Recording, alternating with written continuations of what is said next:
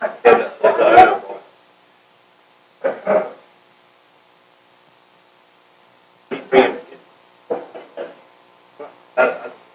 friends?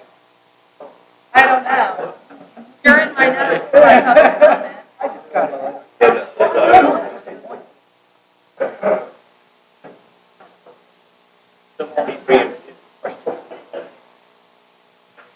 So, friends? I don't know. You're in my notes. So I have a comment. I just got it. Because you were just a point. I like coaching.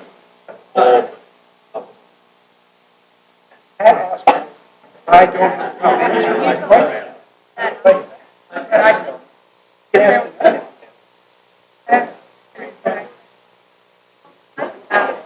I like coaching.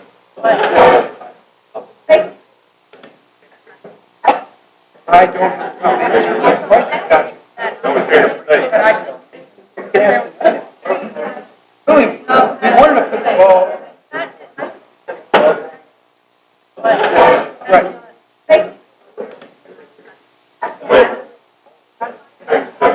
That's like Walmart. I don't care what they say. This is good. Really, we wanted to put the ball. I'm going to put over this on lock. Right.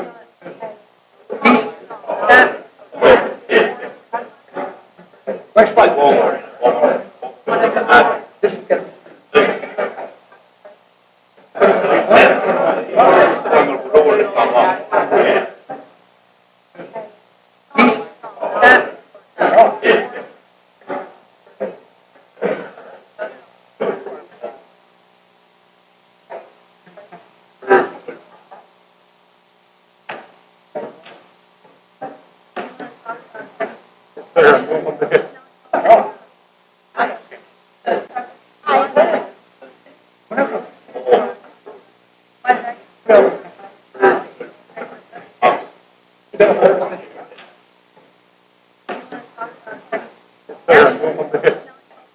Yeah, let's work.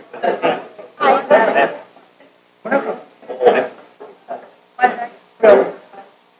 thought you were probably. Yeah, let's work.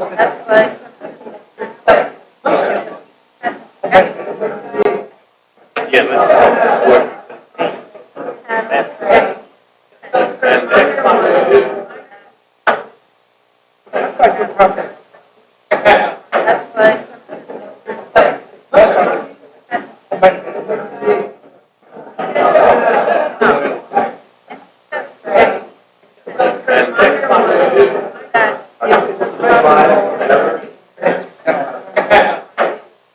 And I had a flood. But I thought you needed a classroom.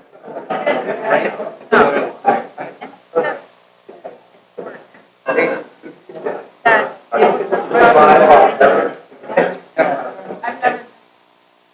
I had a flood. Classroom.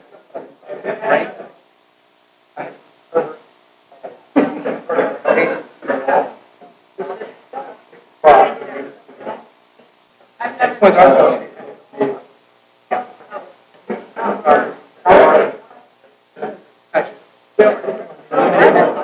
and we eliminated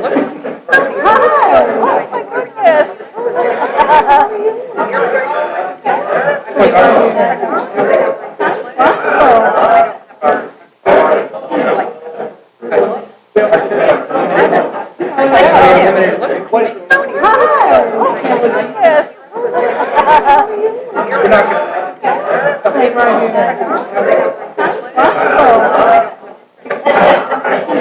Hey, little girl.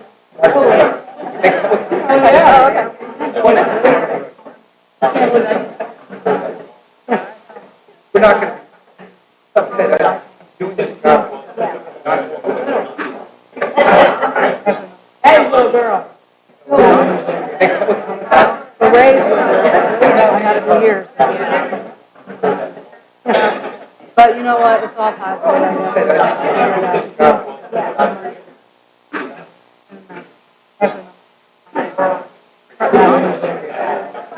The raise, yeah, I had it for years. I know. But you know what? It's very good. You too.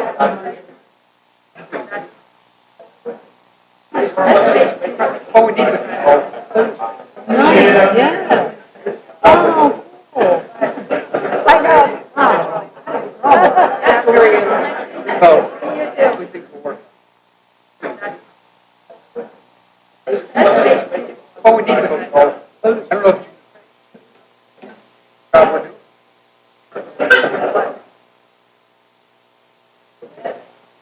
Oh, we think will work.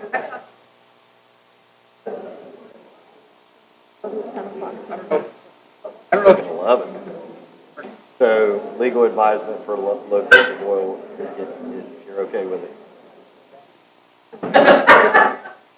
John to update, tell us some issues. I think it's 11. So legal advisement for low country oil, if you're okay with it. John to update, tell us some issues. Oh, you're talking about. The Florida trucks are in department, the one who's driving now is falling apart. So.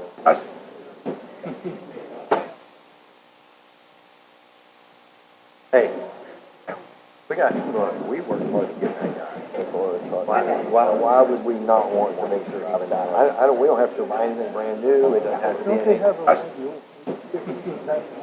John said that they were all in terrible shape. Hey, we worked hard to get that guy.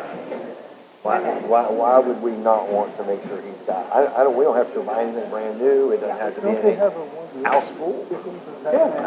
John said that they were all in terrible shape. Yeah. Two, man. I know they had talked about that. Yeah.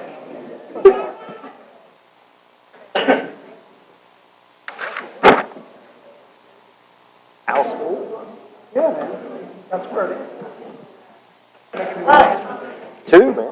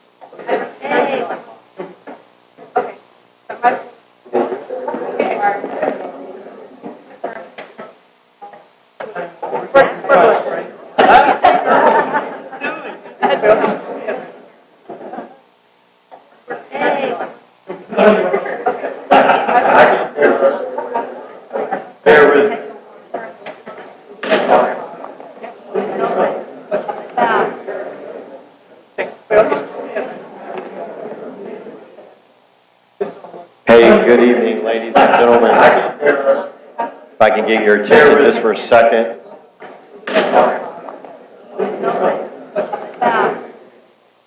It's almost quiet.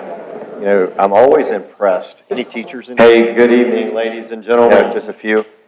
Like the teachers do, they hold just for a second, or they do like this, and the quietness just takes over the room. I don't know. I don't feel like I have almost quiet hour. You know, all right, so we got about a minute left. Any teachers would join me in turning your cell phones off? Just a few.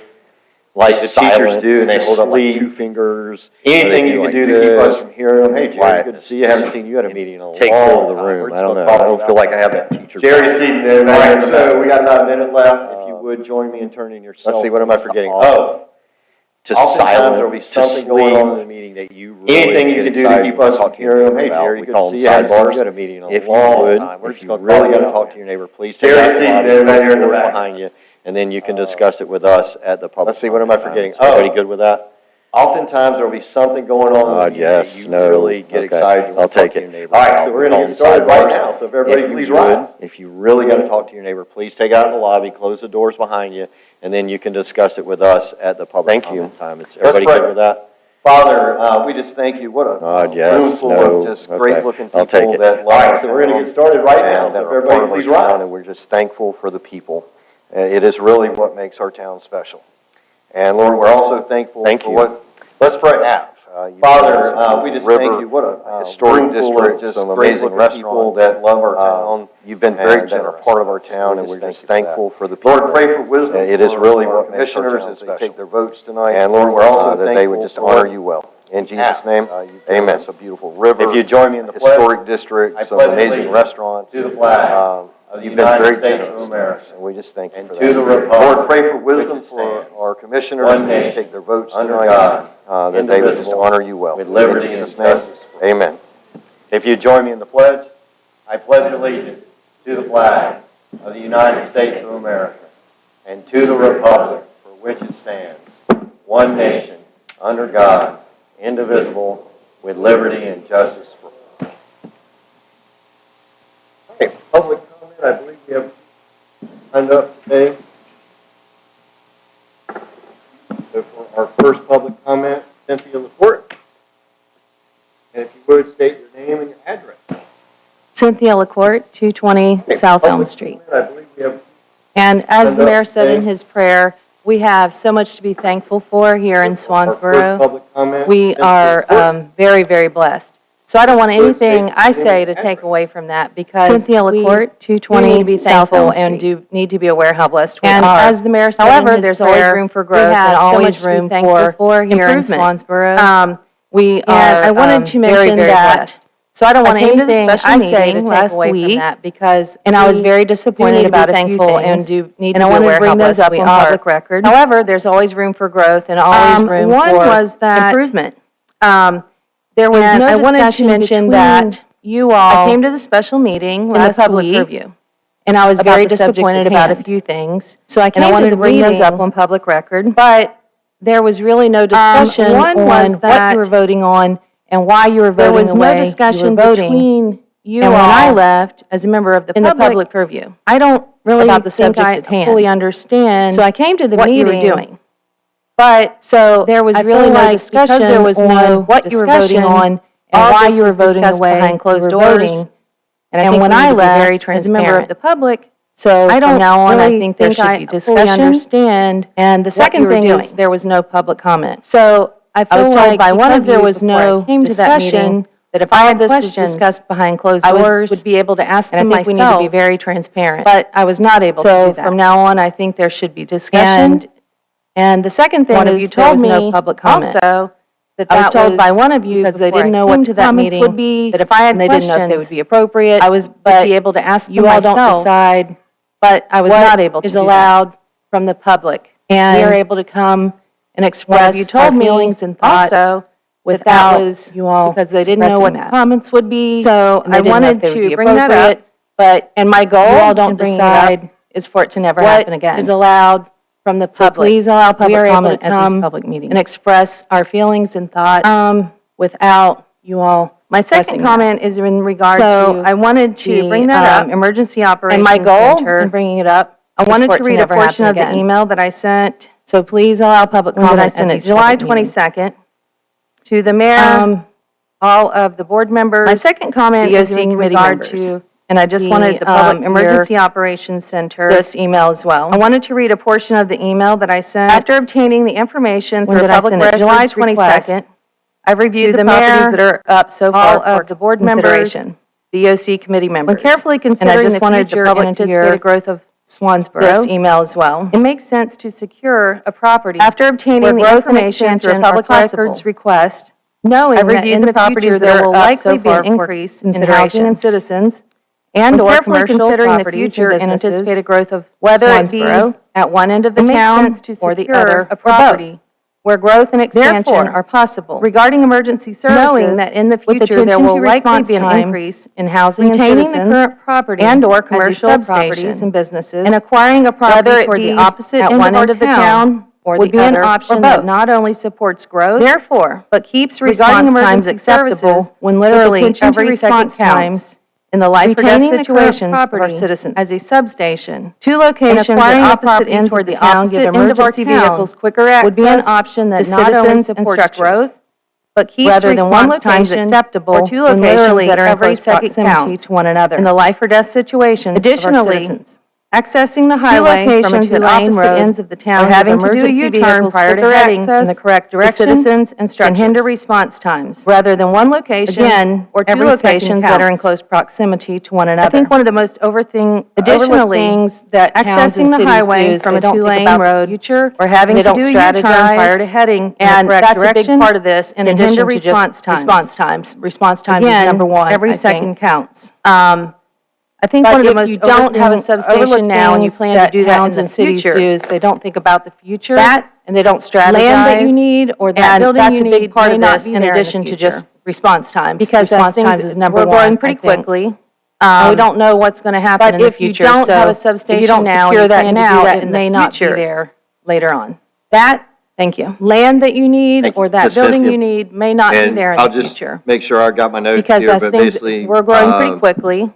And we don't know what's going to happen in the future, so if you don't secure that now, it may not be there later on. And I'll just speak to that briefly so that I say it publicly, because I believe you and I had this discussion on the phone. Make sure I got my notes here, but basically, typically on these special call meetings, you were concerned that we didn't have any discussion, concerned about transparency and no public comment on your first part. And I'll just speak to that briefly so that I say it publicly, because I believe you and I had this discussion on the phone. And typically on these special called meetings, we don't have public comment, so I'll put that out there. And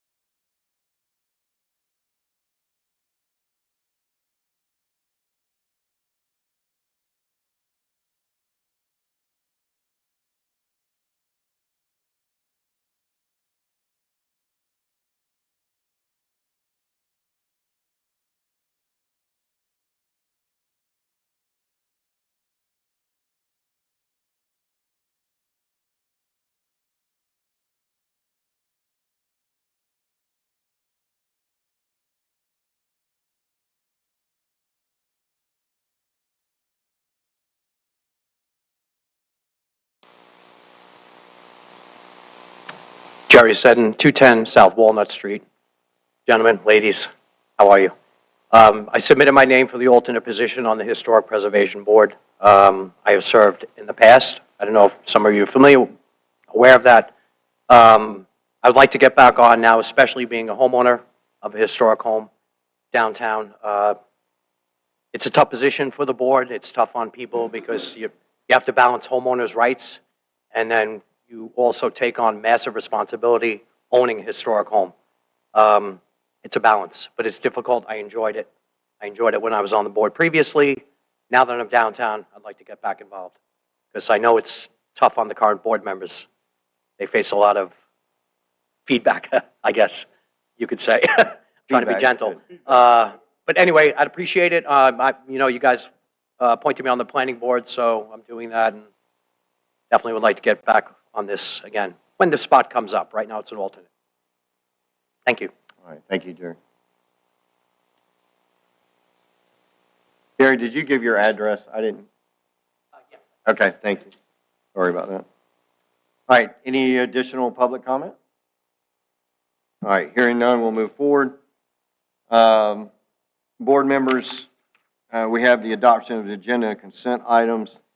With your permission, we'd like to add North Carolina General Statute 143-318.11 to consult with an attorney in order to preserve attorney-client privilege for some issues that we need to discuss. So do I have a motion to add that to the agenda? Yeah, I'll make a motion. Do I have a second? All right, all in favor of adding that to the agenda? Aye. Aye. All right, any additional items board members would like added to the agenda? Do I have a motion to approve the agenda as amended? So moved. I have a second? Second. Any further discussion? All in favor? Aye. Any opposed? All right, very good.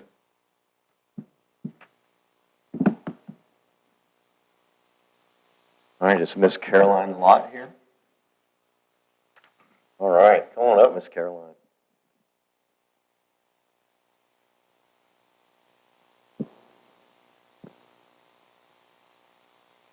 All right, so we do have a ringing. Come on up. Come on up. So we think it has to do with the hearing aids and the way the hearing aids are interacting with the system, and we haven't figured out that yet. So we apologize if that ringing is getting to your ears. So I did want to share that with you, what we think it is. Hey, so you're a valedictorian. Congratulations. That's so awesome. Did you know I graduated at the top of my class? Did you? I did. Out of 700, I was number 700. I think they, helped me out the door. So, but fantastic. We're super proud of you. And we just wanted to congratulate you and representing our town well. Where are you getting ready to go off to school? Chapel Hill. Chapel Hill. This got a little tougher. NC State. Can we discuss that afterwards? Go Heels. Okay, all right. Well, we're super excited. Now, where are you going to go study? Pharmacy. Okay. That's excellent. You will have a job for life. Okay. Well, very good. All right, Miss Caroline, I'm going to read this to you and present it to you. We're going to get a picture taken, and we forgot to get the picture. We have to get a picture one day over with the swan. That's a really pretty picture over there. Okay. All right, here we go. All right, whereas Caroline Lott demonstrated exceptional academic and extracurricular achievement during her tenure at Swansboro High School, and whereas she earned the title valedictorian of her class, reflecting her outstanding dedication to academic excellence, and whereas she served as the president of the Robotics Club, leading the team to numerous successes, fostering the love of STEM, and STEM stands for? Science, technology, engineering, and math. Very good. Among her peers. Whereas she held the position of Secretary of Student Council, contributing to the betterment of the student body and school community. Where she served as the Vice President of Rho Kappa Honor Society, promoting the study and understanding of social studies and history. Whereas she took on the role of Community Coordinator for Student to Student, ensuring a supportive, inclusive environmental for all and students. Where you guys were excellent with the Memorial Day services and the Veterans Day services and some stuff at the Rotary as well, as I understand. So very good. Whereas she excelled as the competitive events coordinator for HOSA, Health Occupation Students of America, both as the international and state competitor, showcasing her commitment to health sciences, and whereas she was an active member of the Mu Alpha Theta Honor Society, demonstrating her proficiency and enthusiasm for mathematics. And whereas she's dedicated member of the National Honor Society, National Technical Honor Society, and Interactive Club, contributing to community service and leadership. When did you sleep? Rarely. Rarely, okay. She participated as a member of the Swansboro High School cross-country team, exhibiting her athletic skill and team spirit. And whereas Caroline Lott was accepted to the University of North Carolina, Chapel Hill, and with early acceptance into the Doctor of Pharmacy program. Well done. That's exciting. Reflecting her ambition and dedication to advancing her education. Therefore, be it resolved that we, the Swansboro Board of Commissioners, along with the community, hereby honor and commend Caroline Lott for her outstanding achievements and contributions. Well done. And if I may, this is one of the things I get to do as mayor. I think we should have August the 13th, Caroline Lott Day. What do you think? Would that be all right? Yeah. So I hereby proclaim that this is Caroline Lott Day, August 13th, 2024.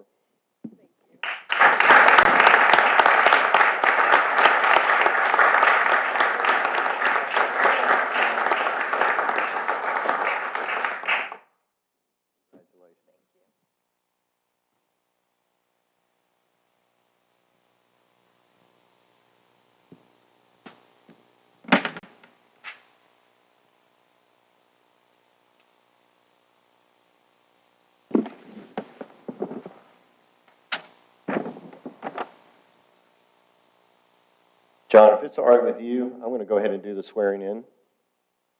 Okay. So I'm going to ask our officers to come on up. And I'm going to ask the audience, if you would, after our swearing in and these things, if you would hang out with us, I will take a break once we're through this segment of the meeting. And that way, if you need to leave, you can leave. But that way, everybody's not leaving during the different acknowledgments. And I'd definitely like to invite the families up. And friends. If you got friends, you can bring them up. Huh? Oh, okay, let me get out of the way. In the middle. All right, I've gotten orders from the staff that we're going to shift to the middle.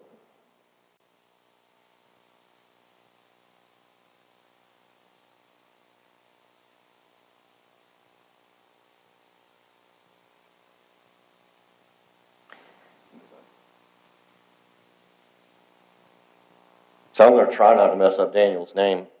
Daniel Cesedo Rodriguez. Pretty good. All right. So we're excited to have you on board, sir. Thank you for letting him serve with us. I got Mackenzie Gates.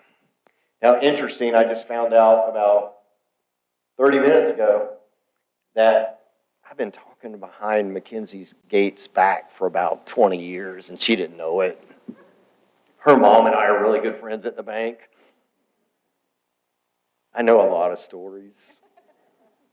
But I'm excited. Our police force, always proud of them. They do an excellent job in our community.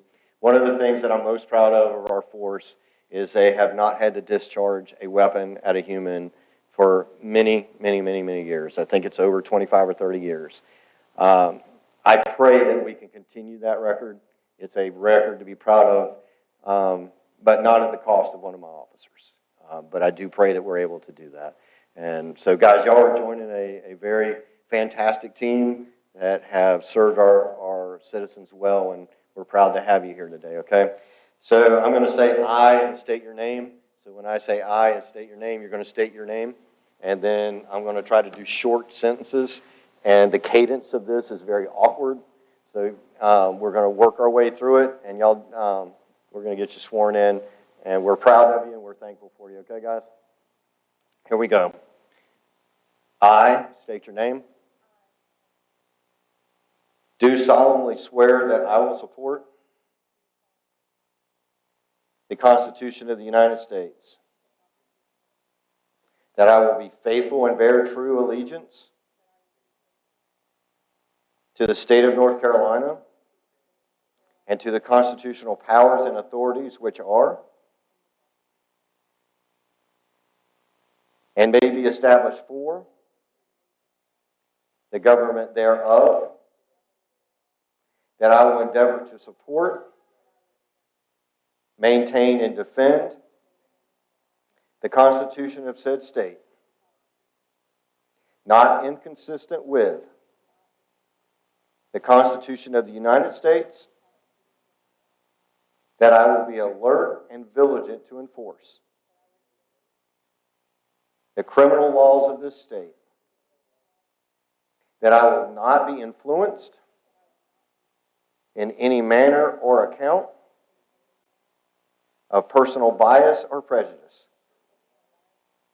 that I will faithfully and impartially execute the duties of my office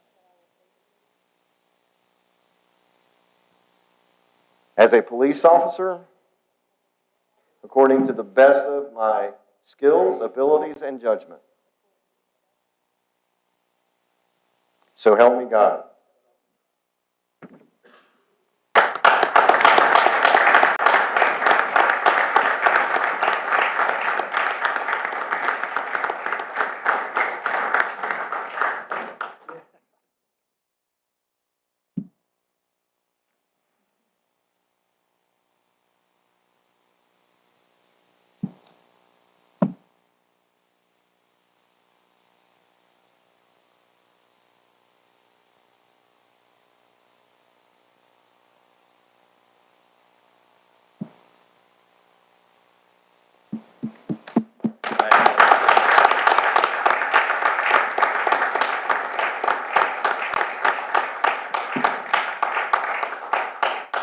officers, if you would, shake the commissioners' hands behind you.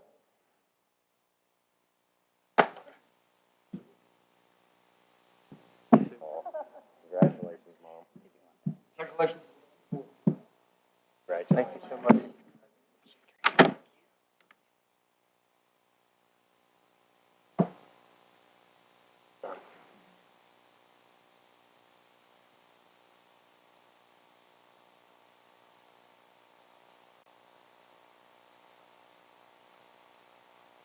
All right, we got one more appointment to do, and then we'll go to the next item. So Lisa, do you want to do this board appointment real quick for us? Go ahead and knock that out, and then we'll do the swimming pool.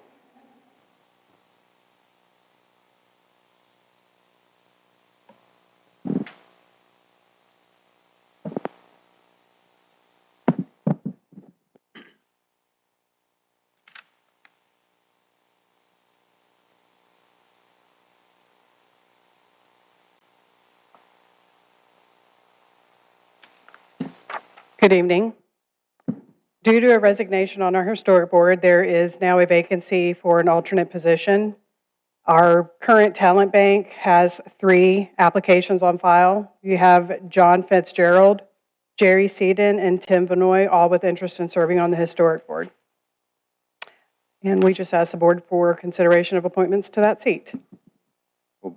Board members, I don't mind speaking first on this one. Jerry came and he spoke to the board, and I respect that as much as anything, but also he has been in and out of the community for 6 to 7 years, and every time he's in the community, as he said, he had to move out for unfortunate circumstances, but he got back as soon as he could, and he immediately gets involved. So I would encourage the board to consider Jerry. My concern is that I think one of the things that the board has discussed is trying to not have a person serving on 2 boards. So that's my only concern. So, Jerry, if it's all right with you, if they do choose to put you on the historic board, I'd like to see you come off the planning board so we can get somebody else involved. Because I think the historic board's where your heart's at. Okay. So, so those are my comments, board. I'm just going to step out on that one, but it's up to you. So I'll ask for a motion for Jerry. Motion to nominate Jerry Seaton for Historic Preservation Commission. All right, do I have a second? Second. Any further discussion? Yes, ma'am.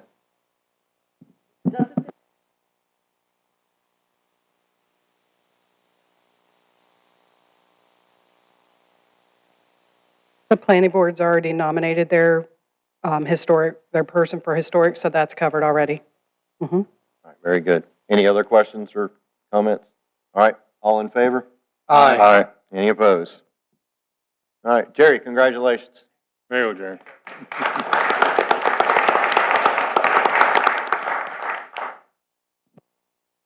All right, I'd like to invite our town manager, John Barlow, up to speak to our swimming pool committee.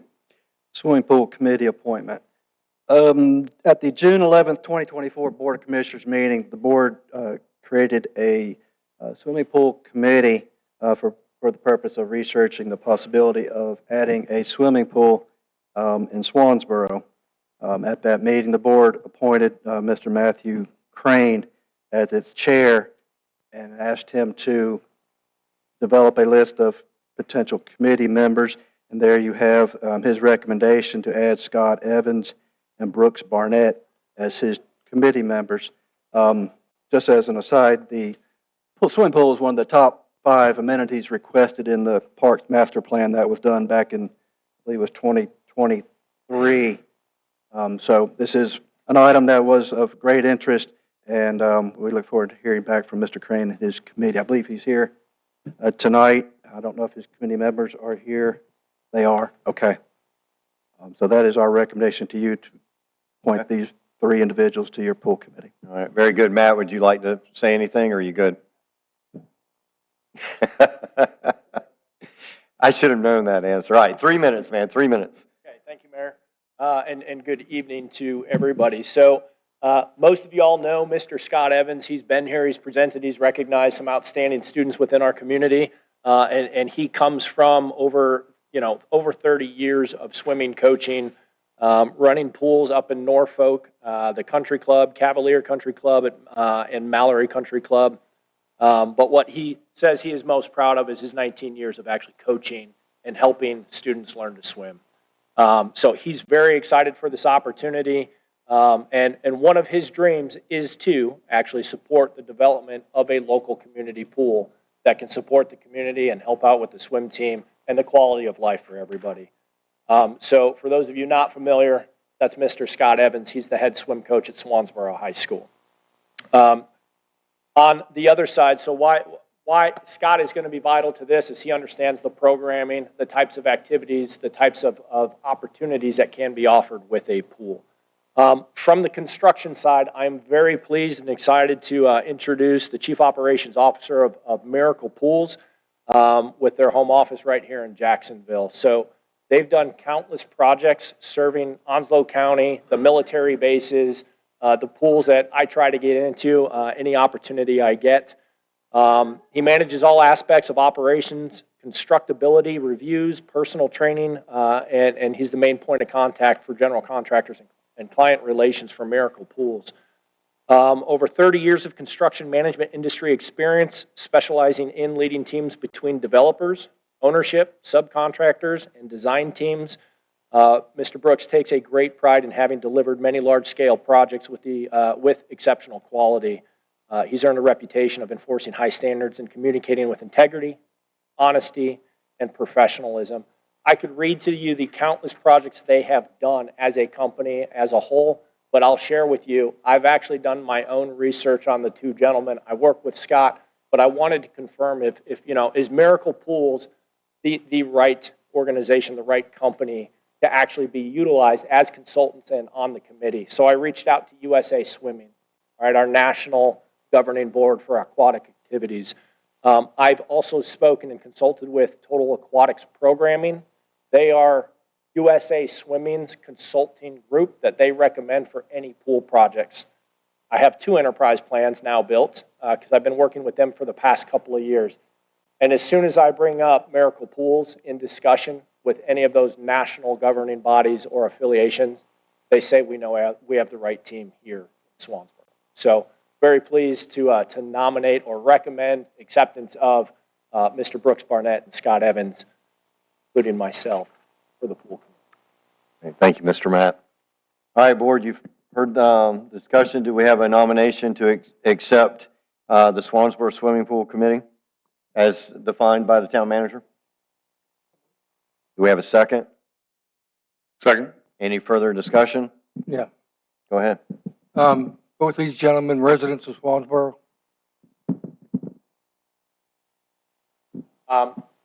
Mr. Scott Evans is just on the outskirts, and although I believe your address has a Swansboro address, it's just outside the city limits. So, to answer your question, no, I'm the only resident of Swansboro. I'd prefer Swansboro residents be on the committee. Okay. Any further discussion? Sure, Matt, have you, you're going to be doing the, for our conversation about 6 months ago, you're going to be doing the most of the grant writing or grant preparation, the legwork, nug work for financing? I have a list of grants, yes. I will accept anybody who wants to offer and support writing grants. But yes, I mean, they're out there. We missed the window of opportunity for a federal grant by a couple of weeks, but there's a lot to put in place before we start requesting funds. So yes, I know them. There's more grants out there. There's grants for everything. So it's just a matter of approaching this in a systematic process. Agree. Thank you, Matt. Other? So Matt, in terms of Jeff's concern, I think it is a valid concern. Not complaining about these two gentlemen here. I'm excited. I think you picked some very quality guys. In light of keeping a small team so that you're very functional and nimble, I would encourage you to see if there's some folks that maybe live in the town limits that could serve with you guys. 1 or 2, I think, would be appropriate if you'd consider that, please. If I may ask, is that Is that just for a balance of representation between citizens in Swansboro? Because my struggle is trying to find somebody that has national recognition for constructing and Yeah, building these certainly, large-scale certainly homes. respect that, but I think, yes, it's having somebody that actually lives in the town, I think is important. Additional, besides just the leader, I think is important. Too easy then. I will get that balanced out. All right, thank you. All right, I think we have a motion and a second. All in favor? All right. Any opposed? All right, very good. Congratulations, gentlemen, and thank you for taking on this project.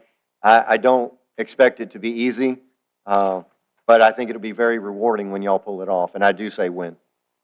So congratulations.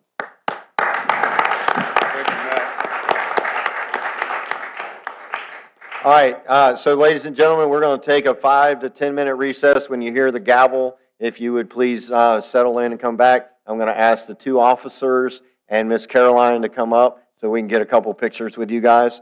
And so, like I said, 5 to 10 minute recess, and then we'll be back.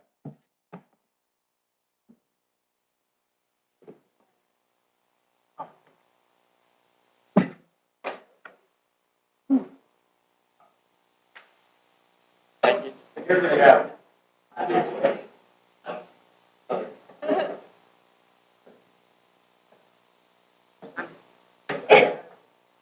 I'm from Carolina. All right, y'all will be in the middle, on the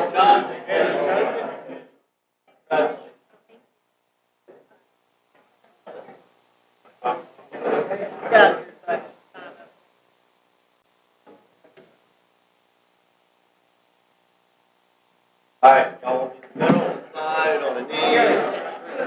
Okay. Are we ready? We have to make.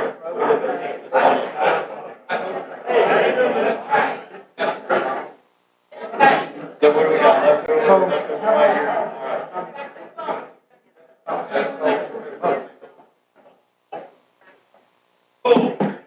And we got Vaughn.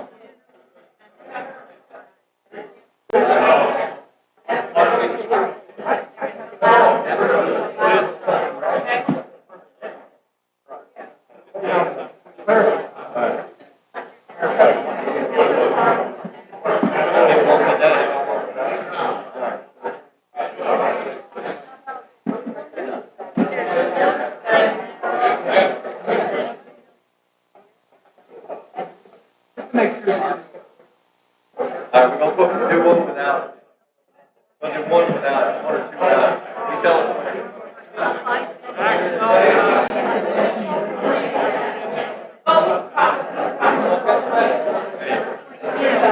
That dad.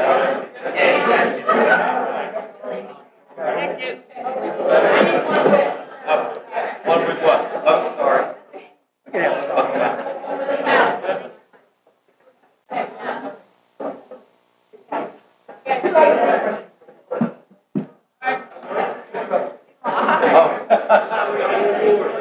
That's awesome. Very cool.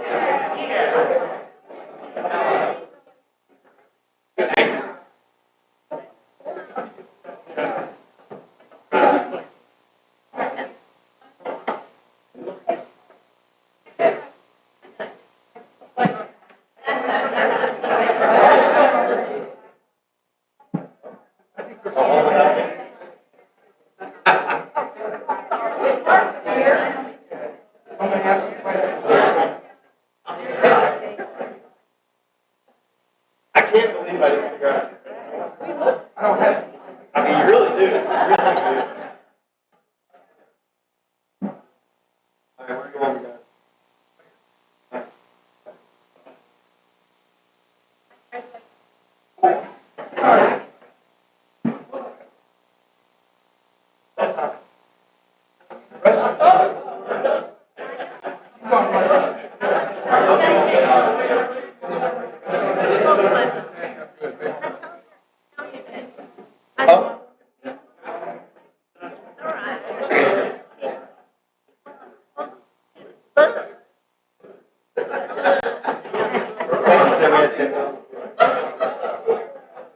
I just blame it on you.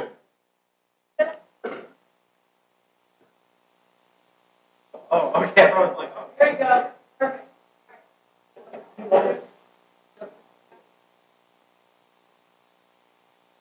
Bye,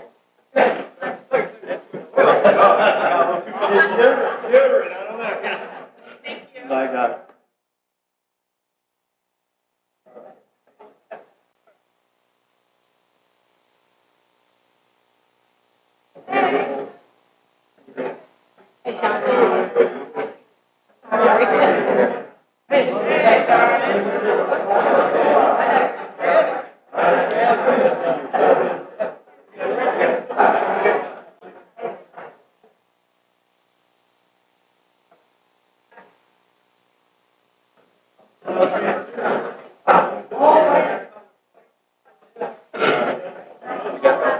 Who we missing?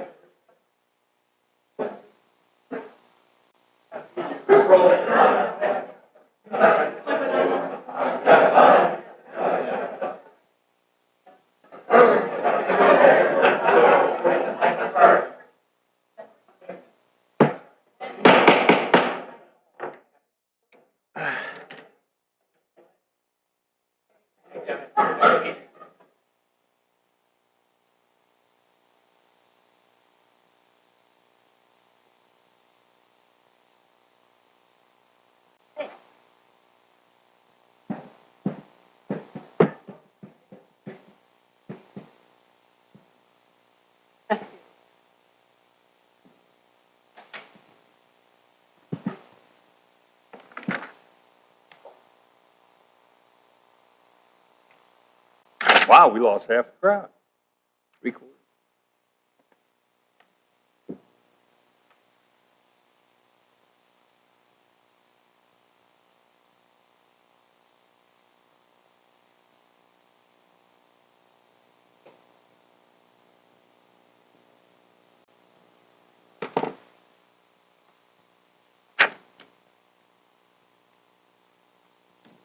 Hi, Miss Rebecca, please come on up.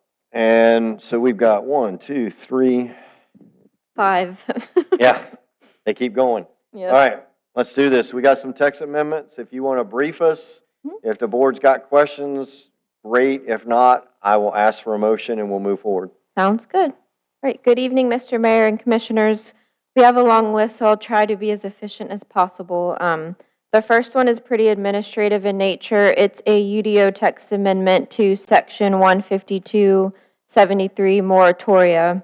So after a review of North Carolina general statutes and our UDO on moratoria at a recent Board of Commissioners meeting, the town attorney has advised that the UDO Section 15273 moratoria is not consistent with General Statute 160D-107 moratoria, and that it's missing a portion of the first sentence under Section A authority. So essentially, we are just adding that sentence that's missing in our UDO so it matches 160D. The proposed text amendment will have the first sentence A authority to read as provided by General Statute 160D-107. The Board of Commissioners may adopt temporary moratoria on any development approval required by law, except for the purpose of developing and adopting new or amended plans or developing regulations governing residential uses. And this is just to be consistent as possible. And our planning board did recommend this at their July 2nd regular meeting. So pretty simple. We're just making sure it matches 160D. All right, very good. At this time, I'll open the public hearing. Actually, I'm going to hold on that. Board members, any questions for Ms. Rebecca? All right, at this time, I'll open up the public hearing. Any comments from the public? Public hearing is closed. Board members, do I have a motion to approve ordinance 2024-011, amending section 152.073, moratoria? So moved. Have a second. Last chance for discussion. All in favor? Aye. Any opposed? Ms. Rebecca? All right, I think that was a record for the quickest text amendment. Okay, so our second one is a UDO text amendment to section 152.196, notes to the table of area, yard, and height requirements. A little bit of a backstory. So previously, before July 1st, when we adopted our new fee schedule, our building permit kind of encompassed both the zoning aspects that were being looked at and regulated as well as building. And we thought it would be useful to separate the two into two separate permits since they're looking at and approving different things. And there's certain instances where a zoning permit is needed where a building permit is not. So we thought it would be useful to have them separate.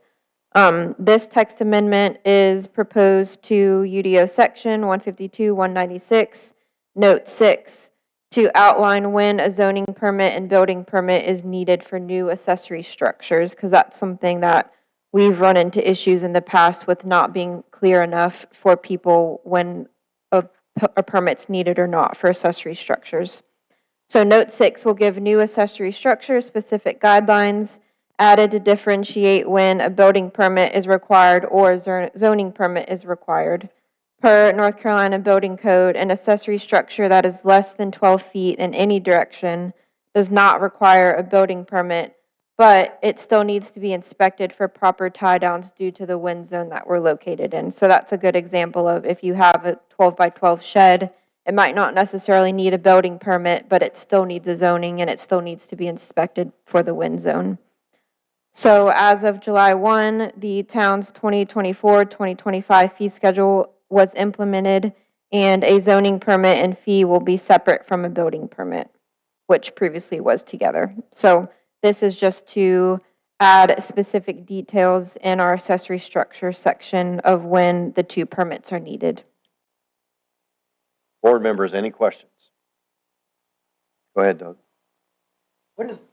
What is the fee schedule for an additional building? What's the cost for it? Yeah, the accessory building you're talking about, if it's 12 by 12 or a little bit larger than that? I do not know that off the top of my head. The fee schedule is online, and I can look it up for you. It's not anything substantial. I believe it's maybe $60 off the top of my head, but it depends on the size of it, and it depends on the type of permit that's needed. If you need a building and zoning, they're separate fees. The reason I'm asking just for specifics is we can be transparent to the folks who are attending and watching tonight. Because I know it's 50 cents a square foot for a building, primary building on our property. That's residential. I think commercial is a little different than that, maybe a few pennies more. But I think the fee schedule was either 150 specific. Does anyone know the answer to that in the staff? Okay, he's saying it's 25 for a 12 by 12 for a zoning permit. Okay. I just want to get that on the record. Hey, Sorry, I should have had the fee schedule pulled up so I could let you guys know the fee. You're good. Okay. Other questions? Joe, you're good? Okay. Open it up for public comment. Anybody? All right, closing public comment.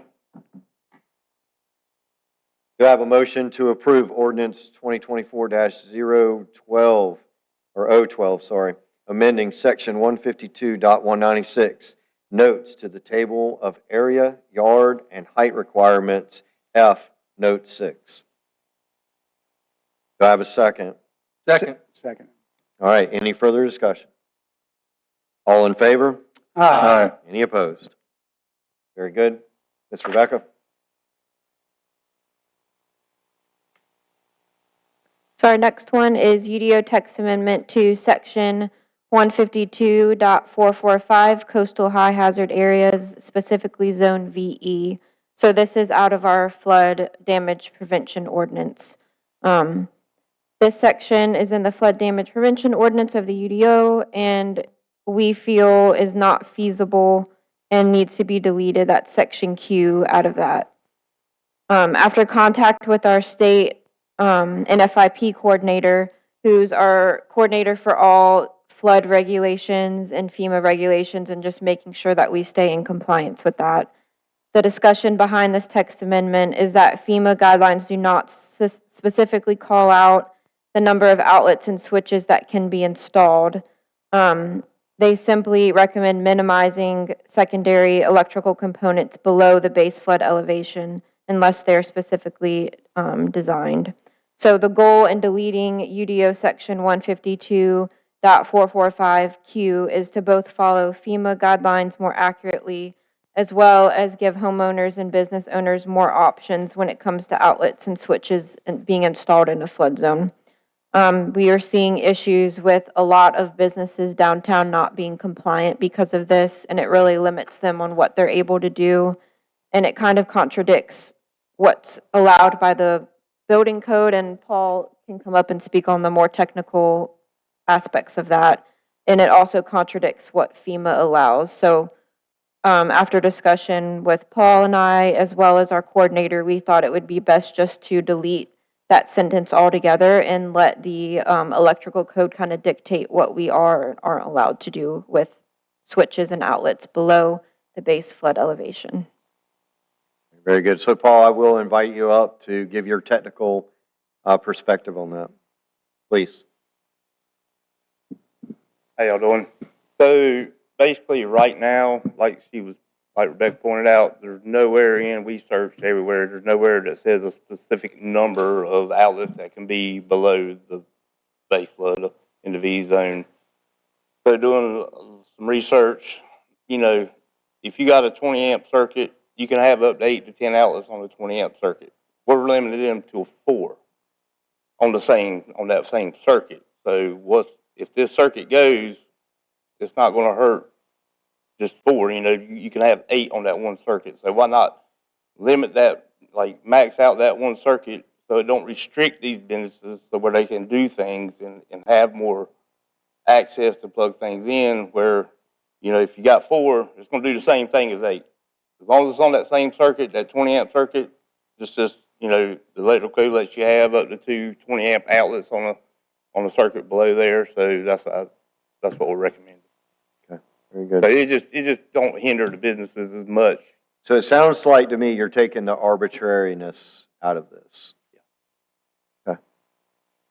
Questions? Other questions, board members? All right, thank you. Yep, Mark. All right, thank you, Paul. All right.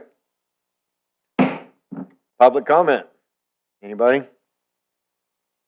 All right, public comment is closed. Take a motion to approve ordinance 2024. So moved. So moved. 013, amending section 152.445, coastal high hazard areas, zone BE. Second? Second. Any discussion? All in favor? Aye. Any opposed? All right, so just a quick note for the public. What we're getting into now is not public hearing, so to speak.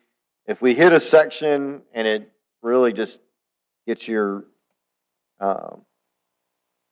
mind a running and you want to ask a question, just raise your hand and I'll probably have you come up to the microphone. But otherwise, we are just going to go through these, okay? All right, Ms. Rebecca, back to you. All right. So the next one is a town code amendment to Chapter 93, Streets and Sidewalks, Section 93.007, Playing Games in Streets. So after direction from the Board of Commissioners and Town Manager, due to enforcement capabilities, a text amendment has been proposed to remove Town Code Section 93.007, Playing Games in Streets, allowing this activity to take place in town limits.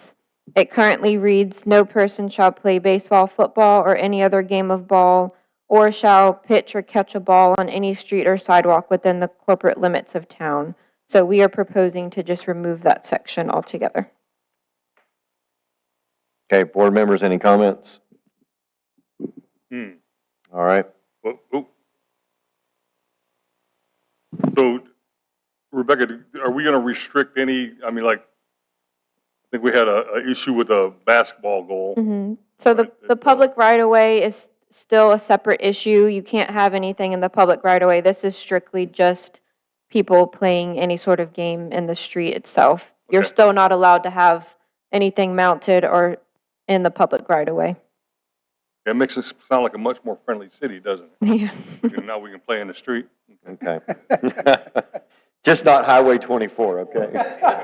Except 24. All right. State road, though. All right, very good. Do I have a motion to approve ordinance 2024-014, amending the town code, chapter 93, streets and sidewalks, section 93.007, playing games in streets? So moved. Do I have a second? Second. All right, any Discussion, nay or yay, or good or bad? All right, all in favor? Aye. Any opposed? All right, very good. Town code, did I miss anybody raising a hand? Okay, very good. All right, town code, keep on, Rebecca. All right, last one. So this one is a town code amendment to section 150.45 permits required. So this very much falls in the same category as the zoning permit discussion and accessory structure discussion that we just had. So this amendment is proposed to town code section 150.45, permits required to have a zoning permit added to the list of permits required for any new development. So again, as I explained, as of July 1, we now have a zoning permit separate from a building permit. So we are simply just adding zoning permits to the list of potential permits that are needed in this section. So pretty simple and administrative, just making sure it's clearly outlined in all sections. Okay. Board members, questions? Yes. Schedule fee? Are we charging a separate fee for this? You want The to? zoning permit has a separate fee, yes. So it would be a new fee for doing new construction, in addition to your building permit? Right, so a zoning permit can encompass more than just a building permit does. It's looking at anything from like setbacks, the amount of accessory structures you have, zoning capabilities. So it really does require a whole separate review than a building permit does, and it really should be separate from the building permit. That's how most places do it. So that's why we chose to keep it separate. And there's instances where you need a zoning permit and not a building permit, as I explained. Does this in any way help any of our efficiencies? But sounds like we're adding another layer here.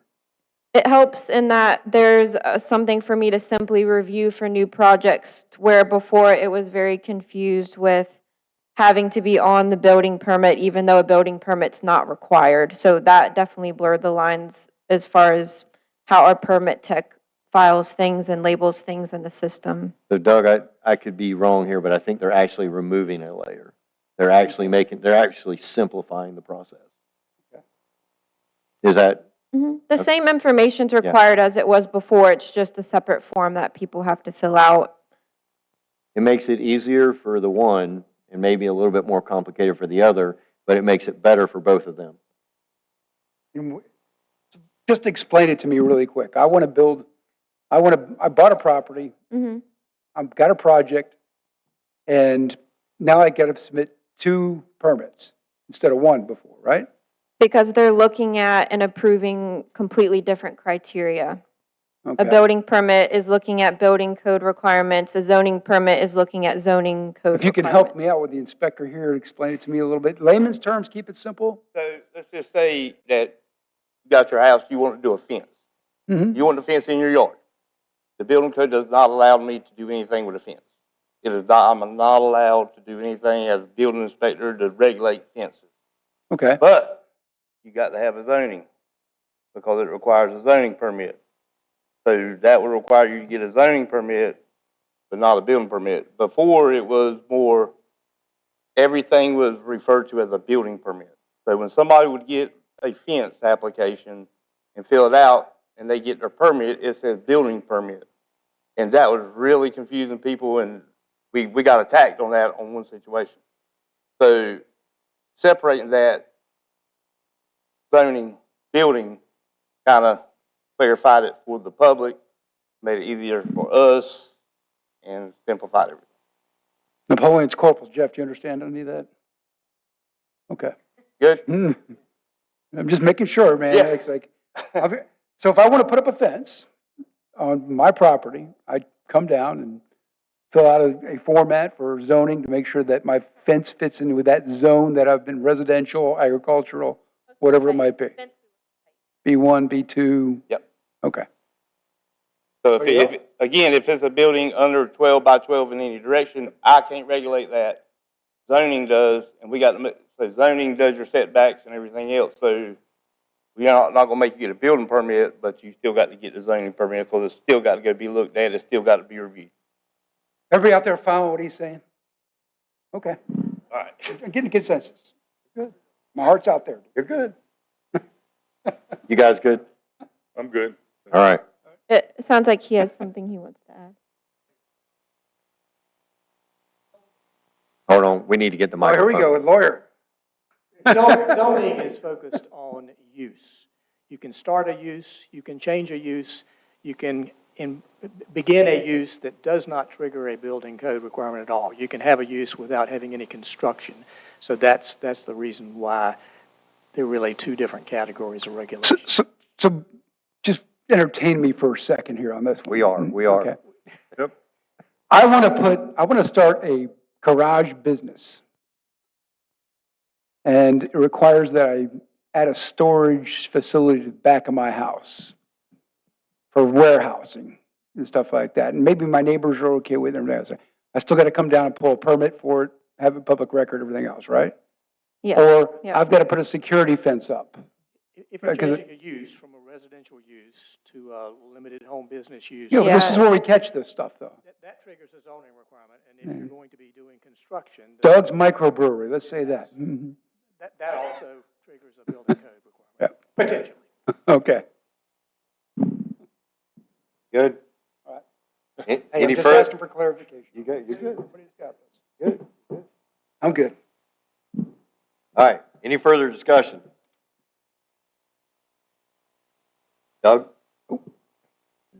I've asked the question. All right, motion to approve ordinance 2024-015, amending the town code section 150.145, permits required. Moved. Do I have a second?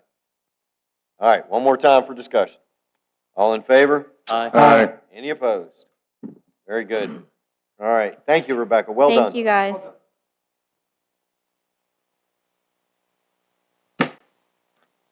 All right, Miss Anna.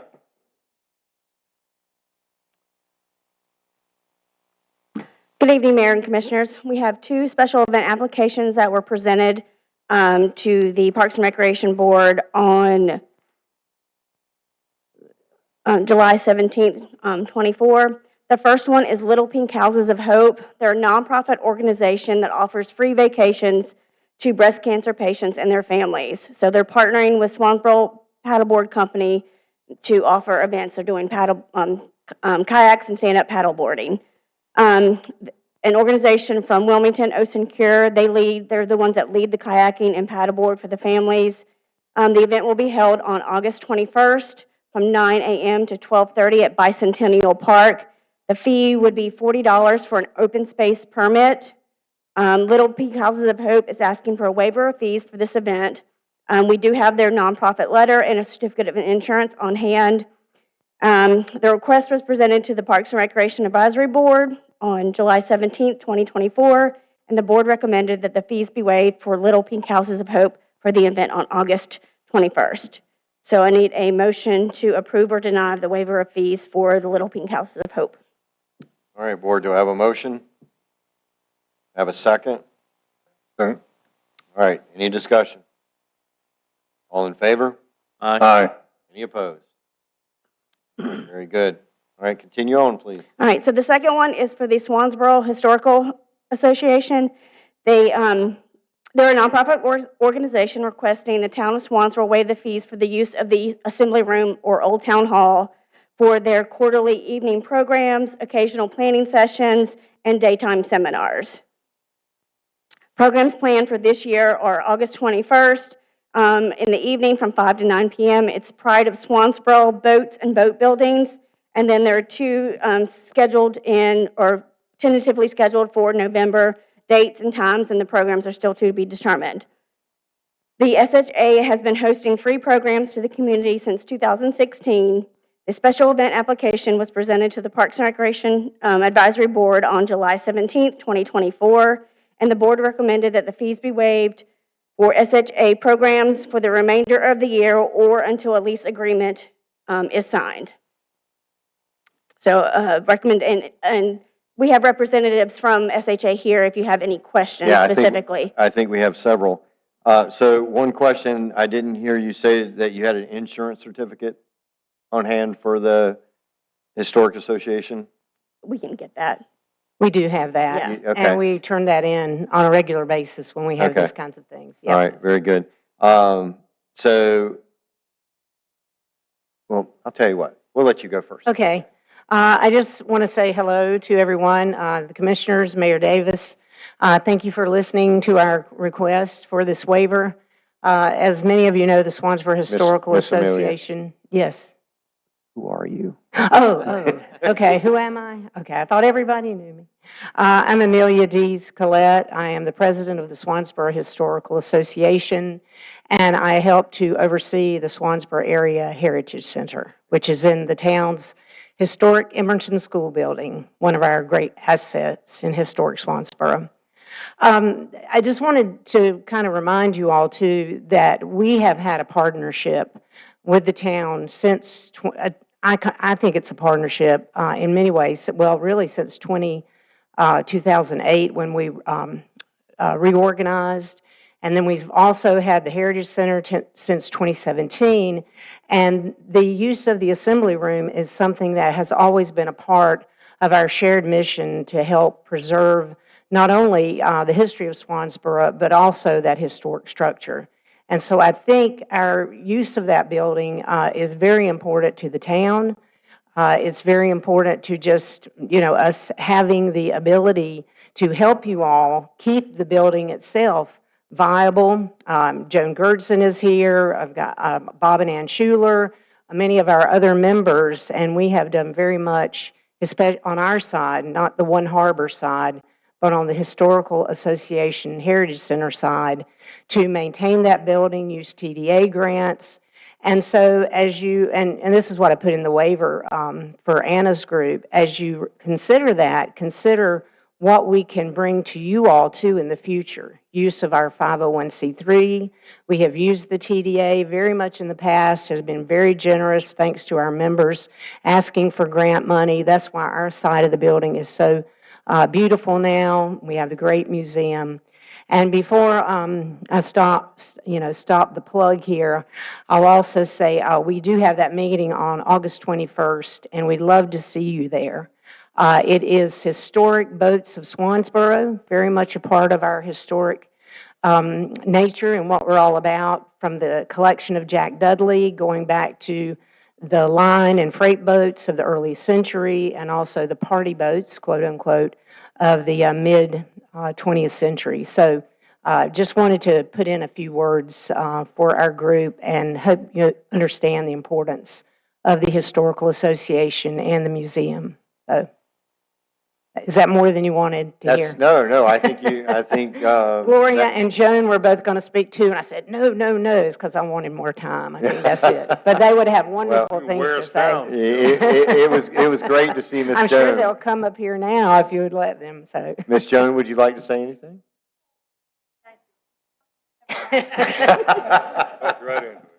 Sorry.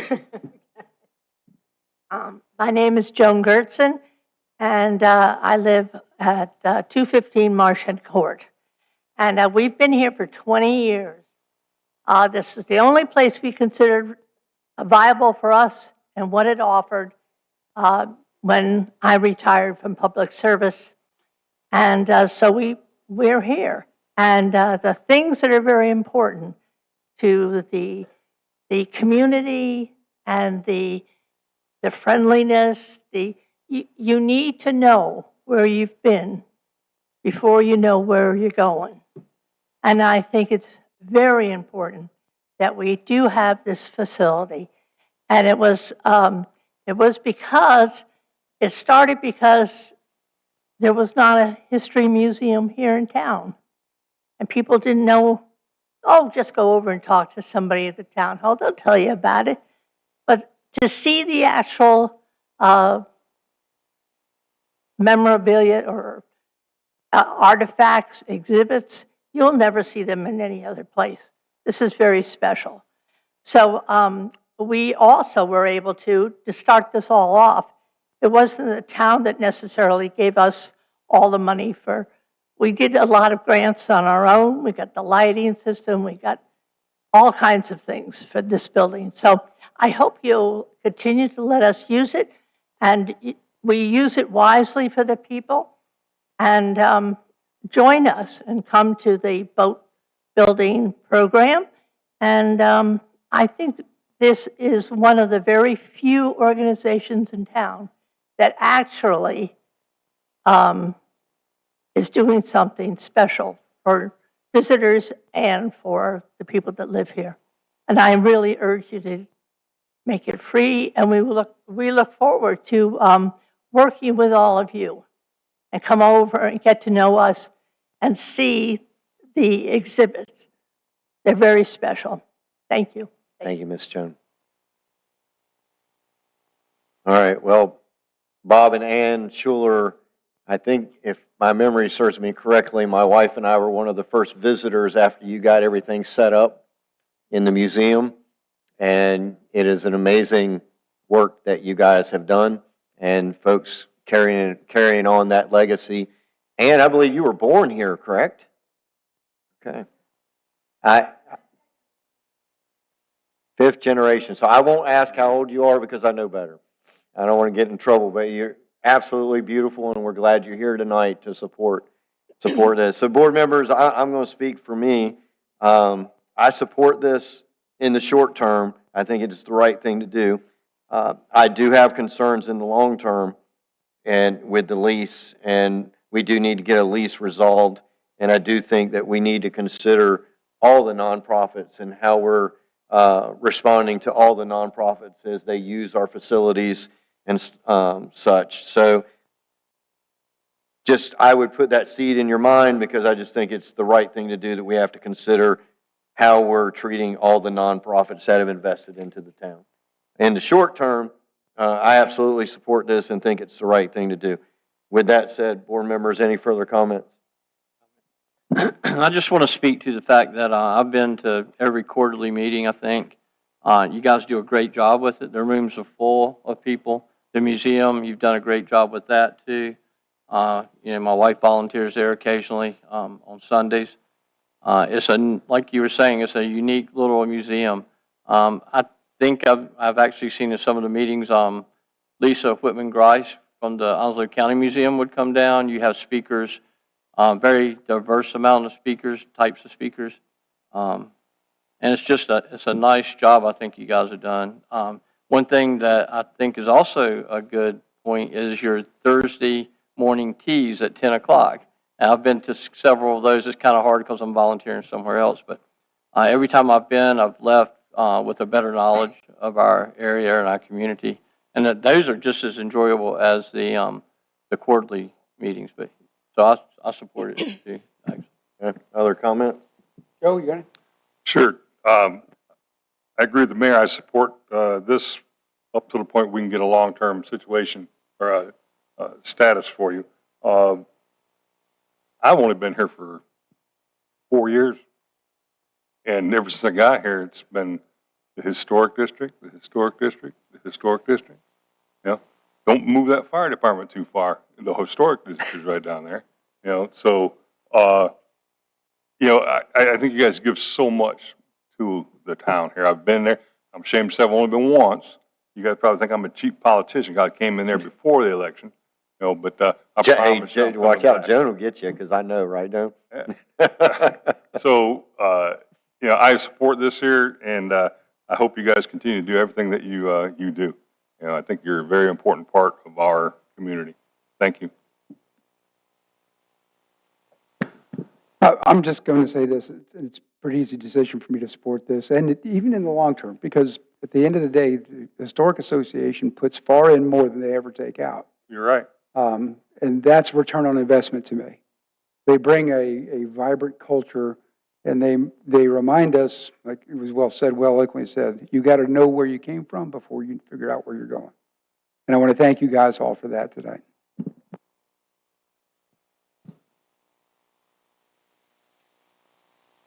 I'm sorry. That's John's decision. Okay, I do want to make the point that just keep in mind, I don't think we are like other nonprofits, because we do give so much of our time back to what this town is supposed to be about, the history of the town. And if you think history is important, all history is local. We can pay this now. I mean, we can, but our budget is, gosh, we've had the best year we had because of the Homes Tour, and that was because we made $3,000 more a year.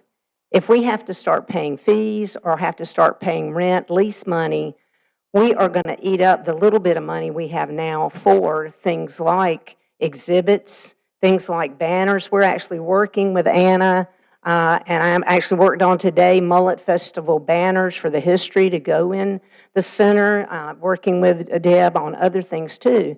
And so if we have to start paying for all, a lease and all that, and I know we've put the lease thing off because of the dock, and wondering about a visitor center. We did a very lengthy proposal of that in November, and some of those things have been up in the air. But I would just like to say, I guess that's me, like to have the last word, but I won't because I have to go to sit down and I can't talk. But please don't think of us as just another nonprofit because of what we do for the town. And thank you, Doug, for what you said, and Joe, and Bill, and you too, Mayor. You've been very supportive. I'm in trouble, aren't I? Okay, all right. Yeah, you're okay. Thank you. Yeah.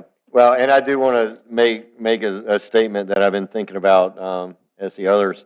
And there is a value, Doug, that you bring up a good point. And the Historic Association, through Miss Amelia, and maybe others that I'm not aware of, put in, I don't know, a couple hundred hours. Is that shooting short of how many hours you put in to get some of the properties redefined for our inspection that we got? Or we're trying to avoid, actually?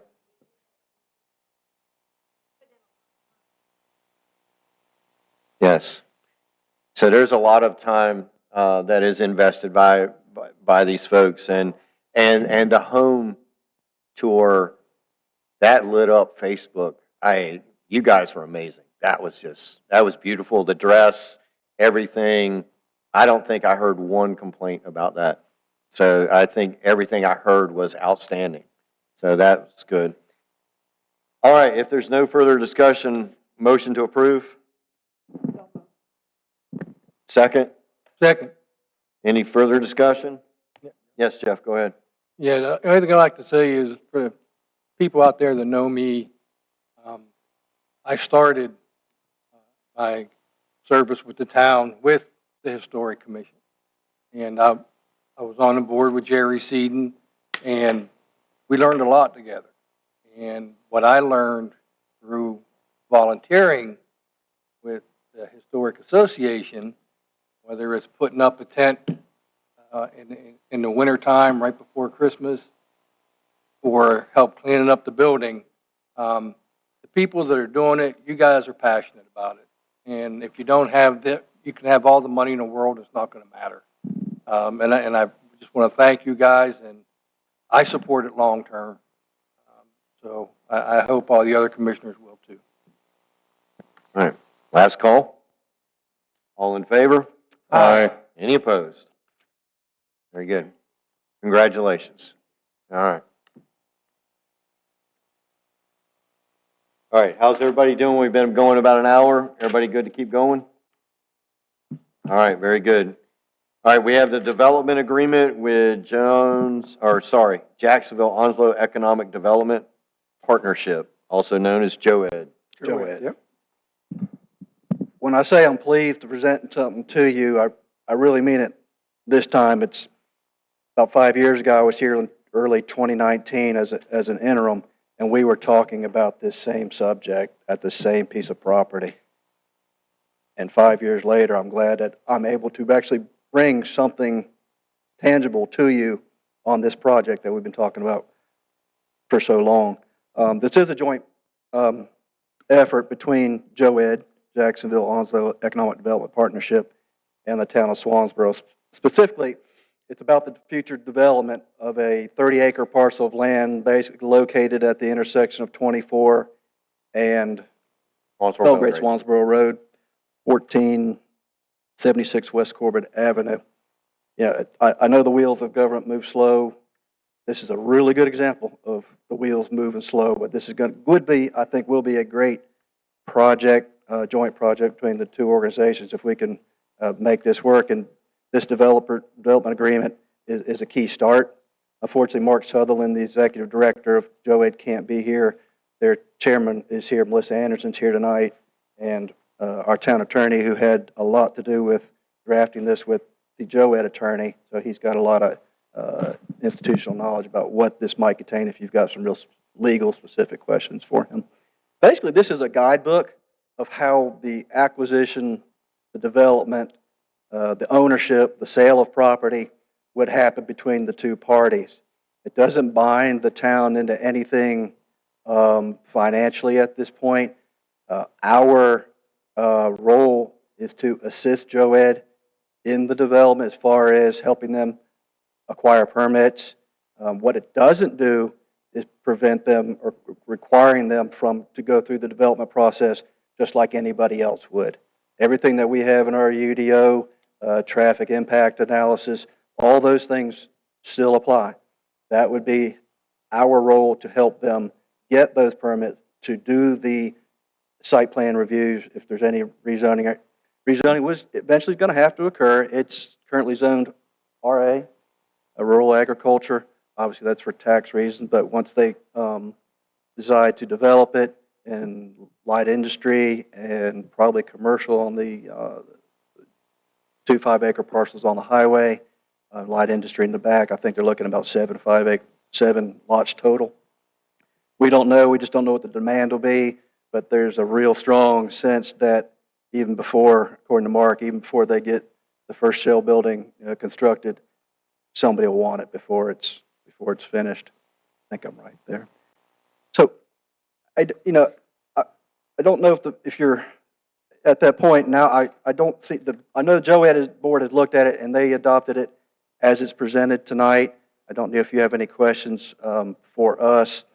It just kind of initiates the process. It doesn't really. We don't have a schedule. You see a couple of exhibits in there about meets and bounds. That hasn't even been done yet. The phasing schedule, how the project's going to happen, is another exhibit. That hasn't even been created yet. So we're really, really early in the process, but at least I think this gives us a good starting point to know where each of us stands and what our roles and responsibility will be ultimately when or if JOED ever. They're going to be the partner that acquires land. We will not own the land. They will be solely responsible for the acquisition and the development. Our biggest, like I said, as far as permitting, but the one thing that we have that will make this project viable is the ability to acquire grants. And we will be the grant applicant on their behalf of water, sewer, streets, stormwater, whatever improvements that need to be made. The town will be the grant applicant on their behalf. So that will be our role in it, and they will handle pretty much everything else from the development side as far as getting engineering and permitting and reviews done. So, John, you don't talk much, do you? No. That's the most words I think I've heard you say. Oh, yeah. I think you're excited about this No, project. like I said from the beginning, I can't believe we're actually getting here. That actually gets me a little excited. You said that the wheels turn slow. Look, they took the wheels off, and I'm not going to say who they was, but they took the wheels off. It wasn't moving. This board has put the wheels back on, and the person I want to recognize as well as the CEOs, Melissa Anderson, helped put the wheels back on. Melissa, would you like to speak about this real quick? Yeah, please. I was going to ask you anyway. Well, one of the things we forecasted back in February when JOED came to you and asking for your support was once this project is built out, it's going to provide, we forecasted 210 primary jobs, which is our youth can stay here. If you want to stay in Swansboro, you grew up in Swansboro, there's going to be job opportunities here for you. And there'll be a new 35 million tax base for Swansboro, which will help relieve all the residents, the current residents, of the tax burden that we currently have and we know is going to grow. So I hope you do approve this and we're ready to move forward with the wheels on. Very good. Yep. All right, board members, other questions or comments? Joe? Just for John or Melissa, if we sign on to this, I know that we're going to have a public-private partnership going on with multiple businesses, or will we be partnered with JOED? Will JOED be the fence between us and all these other companies, or will the town be partnered with the individuals? What kind of outlay will we have financially to get this thing going and started, get it moving? JOED is ultimately responsible for the development of this project. like I said, the only fiscal responsibility you're going to have is you will be the grant recipient, and you will manage that grant as they design what are the utilities and stormwater projects, street construction. We fund them with grant funds. Yeah, then there's no long-term debt, and their goal is to obviously, I don't know if they're going to sell the property or be the landlord. I don't know. I think those things that internally they have to decide, but after that, it's their call as far as how the development proceeds. But there's really no. You answered my question. That's you're not putting the town in any position where you could not succeed. And Raspberry can get us out of anything that we get into that goes south, right, Raz? We were fairly closely involved in drafting this. We supplied a sample. Their attorneys were involved as well. I'll say this starts out by being sort of a feel-good agreement between the town and the authority. Your plan approval, your land use regulatory authorities, none of that is impaired in the slightest. If anything, this agreement is an inventory of all of the obligations that JOED has, so as not to in any way interfere with the town's authority. We were very careful about that. There will be a great deal more to come. At this point, their primary need in having the town to be involved was that some of these grants require a governmental unit to be a grant recipient. So that's part of your role at this point. But it was essentially just a roadmap.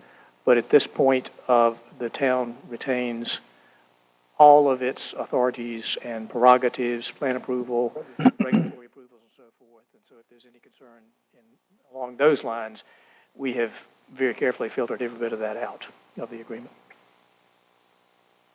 You're good? All right, Doug, do you have any comment? Yeah, just clarify and stuff like that. This is only the rule book that we're going to use to manage the processes. It spells out to us what our responsibilities are and how we'll negotiate with JOED, and we'll keep the alignment that, like I said, I could pull excerpts from here all day long. I read this thing like 4 times last night. Okay? And it's exactly what I talked about when we had the town hall when we were all 3 running as candidates. This is a playbook or a rule book we'll follow to bring the kind of controlled growth we need in Swansboro to keep this place growing, to keep our tax base up in order so we can provide the services we need to provide in the future. This is very well put together, very well managed growth. And that's what I'm 100% in support of this process. And Doug, if I may echo what you're saying, by doing this, it will actually help us keep our tax rate down in the long term. Build our base up, yes. Which allows us not lower or at least not increase. exactly. Yeah. Yes, 100%. Jeff or Pat?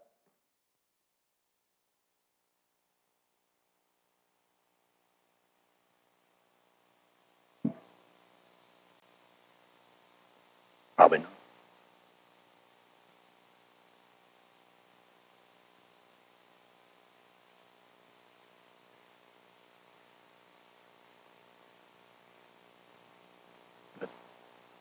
On WASA, we'll be a partner in this because they'll be the water and sewer provider. Yep. Yep. All right, any last comments? Yeah, I got something. I want to talk. So I have the privilege to sit on one of the little committees that has been involved in it.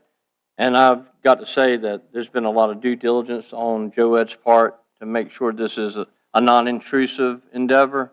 It's going to be controlled, and it's going to have a buffer where you don't really know the places there. The amount of stormwater, wastewater runoff is going to be minimal. It's not going to, you really won't even know the parks there from my understanding, having sat in on every meeting that we've had with that. And so I don't see how the town can lose. Like Doug was saying, it's going to bring some good paying jobs, Melissa was saying that, to the area. It's going to increase the tax base. And JOED is doing all the legwork. I mean, the town just kind of is along, for lack of a better way of putting it, for the ride. And if you look at what Joed has done in Holly Ridge, the identity of Holly Ridge really hasn't changed, but you guys have been very involved there. And if you go through Holly Ridge, it looks the same as it did 40 years ago. And Holly Ridge is one of the fastest growing areas in the state. So you guys have done a great job there. So I don't see why that can't, transfer over to our town, our community.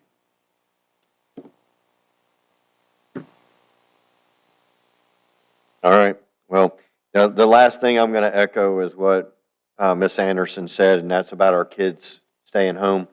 And if we can get 220 prime jobs, and my kid will come back from Louisiana and work here, that'd be amazing. So with that said, I'd love to hear a motion to approve the development agreement as presented for Joed.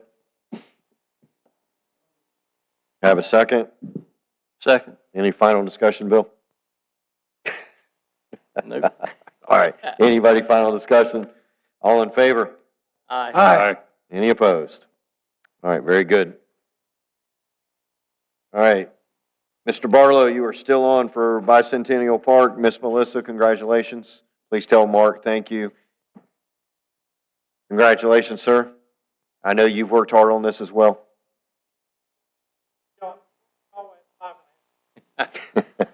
On our way. On our way. There you go. Good answer, Joe. All right.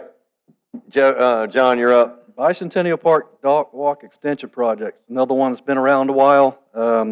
Back in November of 2020, the town received a grant from the North Carolina Public Beach and Coastal Waterfront Access Program in the amount of $142,350 or $158,350, including the town's match. Those numbers were probably good 4 years ago, but we all know what's happened to construction costs in the last 4 years. We just put this project finally at a number of delays we've had. Fortunately, we've been able to get extension after extension.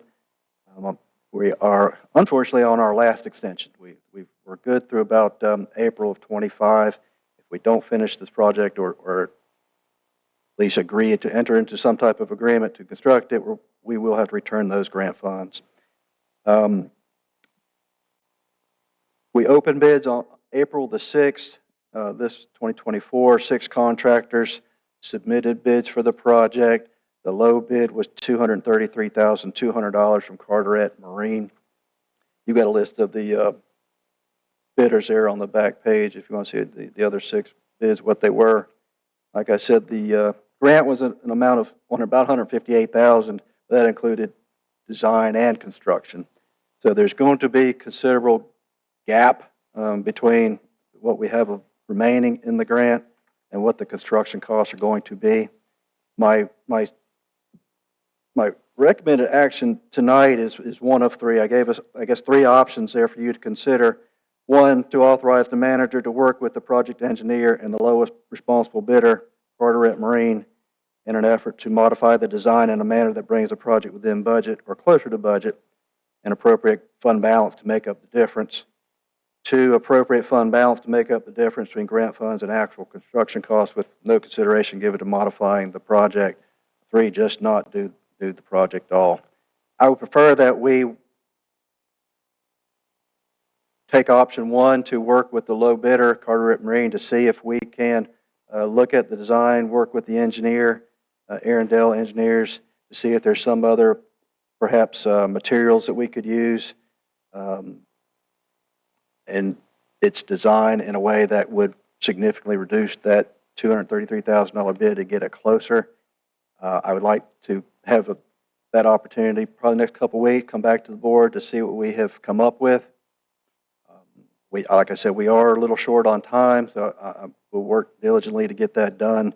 And if we can, I'll come back to you, report to you what we've come up with, and ask you if you would like to do this project, that the town would commit any additional funds from fund balance. So, John, if I may, I'd like to add one caveat or amendment to your request. I agree with you. It should be number 1. But I would add that we also go to the TDA and seek funds from the TDA. And I'll put the chairman on the spot. He's in here. So I would add that to your number one request if the board will so consider. Oh, hold on one second. Let me get the board. All right, board members, other questions for John? All right, go ahead. For option one, I would need some conditions on that as well, as like, one, going to the TDA, like John said, and two, don't ask me for a budget amendment once that project starts and we commit any funds to it whatsoever. Even though the economic environment kind of like we're in, and that I've just been involved with construction projects in the past, and so have you on this one. And as government, our history ain't good when it comes to projects like this, because there's always some uncovered cost, and I think people, professionals in the room probably agree. The other one is don't ask for a tax increase on this one. I'm not going to entertain it. Okay, it's just my two set conditions, and I'm pretty happy with that. I agree with both, but I don't think we can enforce the second one. I think the third one you can enforce, because I don't think the gap is that big and the fund balance can I don't cover think it is either. if we had to. So, all right, other comments? The specific gap right now is $90,000. Yes, yeah. Okay, some of that money can be, like I said, look for creative ways to go after some of it, right, and then negotiate with the builder and probably some design changes. Okay, we'll probably get it across the finish line. Okay. Agreed. Joe? Oh, hey. Sure. Hey, John, question. The engineer changes that are coming, right? Were we aware of those before we finished the sealed bid process? I guess my concern is that if those changes raise the cost with the contractor that won the bid, what would the cost have been with the other construction companies? In fairness to all the bidders and in the time constraints that we had, we asked them all to bid how it was designed. But during the bid process, in discussions with the engineer and some of the bidders themselves, suggested some alternatives that were significantly cheaper. The materials, the layout of the dock walk versus being over the seawall, being next to the existing hog slat that's already there. Some things like that could be done and significantly reduce costs. I think you see one of the bidders submitted a bid in there. Their bid was actually almost $30,000 less using the alternate material. So that encouraged me, although that didn't bring them down low enough to be the lowest bidder. It was encouraging to see that, okay, if we went with the concrete versus the timber, the 2x, that it would be significantly less. So I want to at least try that, have that opportunity to go back to that contractor and the engineer and say, okay, let's look at it a little differently and see if you can also have that kind of reduction. I guess my concern, I've done some multi-million-dollar contracts like this, construction contracts. I mean, it really concerns me the cost overruns at the end, getting toward the end of the project. You know, if you get many times with the lowest bidder, they were low in the beginning, but they were about equal in the end because just the cost of things and the requirements that were placed upon them. So just, you know, that was my concern. Valid points. Fair. All right. Other board comments or questions? All right, Bill, go ahead. So I'm all for the dock walk project, but looking at the bids, so there's an $80,000 difference from the lowest bid to what we basically have in hand, more or less. So how is that amount of money going to affect the way the dock walk is going to look, how secure it's going to be during a storm, just the general aesthetics of it? You know, cutting $80,000 off of the lowest bid. I mean, the lifespan of it. You know, there's a lot of different things you could look at with the, you know, that $80,000 being taken off. So I'm just wondering how that would affect the look of things. I don't think the look is going to change. The materials are what's called for in the design. Fortunately, we have a contract with the engineer who's going to oversee the construction as it progresses to make sure it's being built as designed. We have the town building inspector who will be inspecting it from a building code perspective. So I feel comfortable we have the safeguards in place to make sure we get a product that we're paying for. Good? Yeah. Okay. Pat?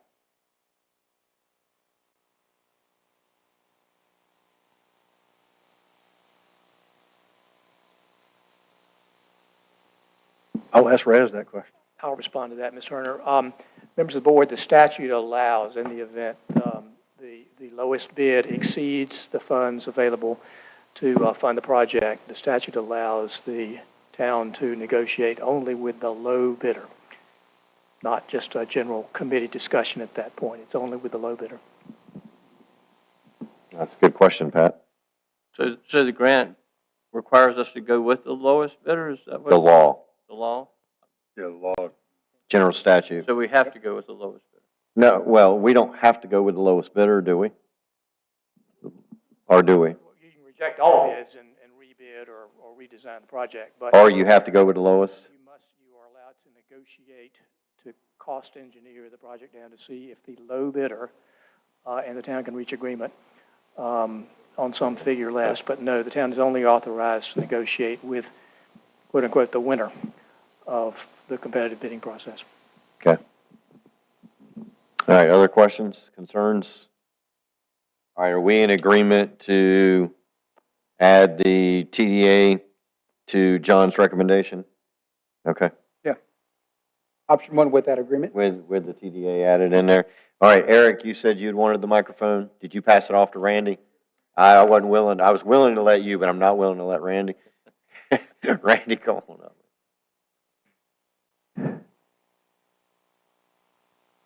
Randy Swanson. I live on Plantation Drive off the loop and on the Borough restaurant. And I really don't want to comment. And that's how come I asked Eric to. However, I really urge us not to diminish the quality of what we're going to build on the dock walk. I've given that easement and that lease to the town with the passion and the desire to have a curb appeal for the town, because New Bern, Beaufort, Moorhead, you have to know where to turn to see the water in the boats. And I really think that we're missing an opportunity here for the curb appeal for the whole town. My motivation to give this to the town was born by nothing other than we're missing the boat on the curb appeal.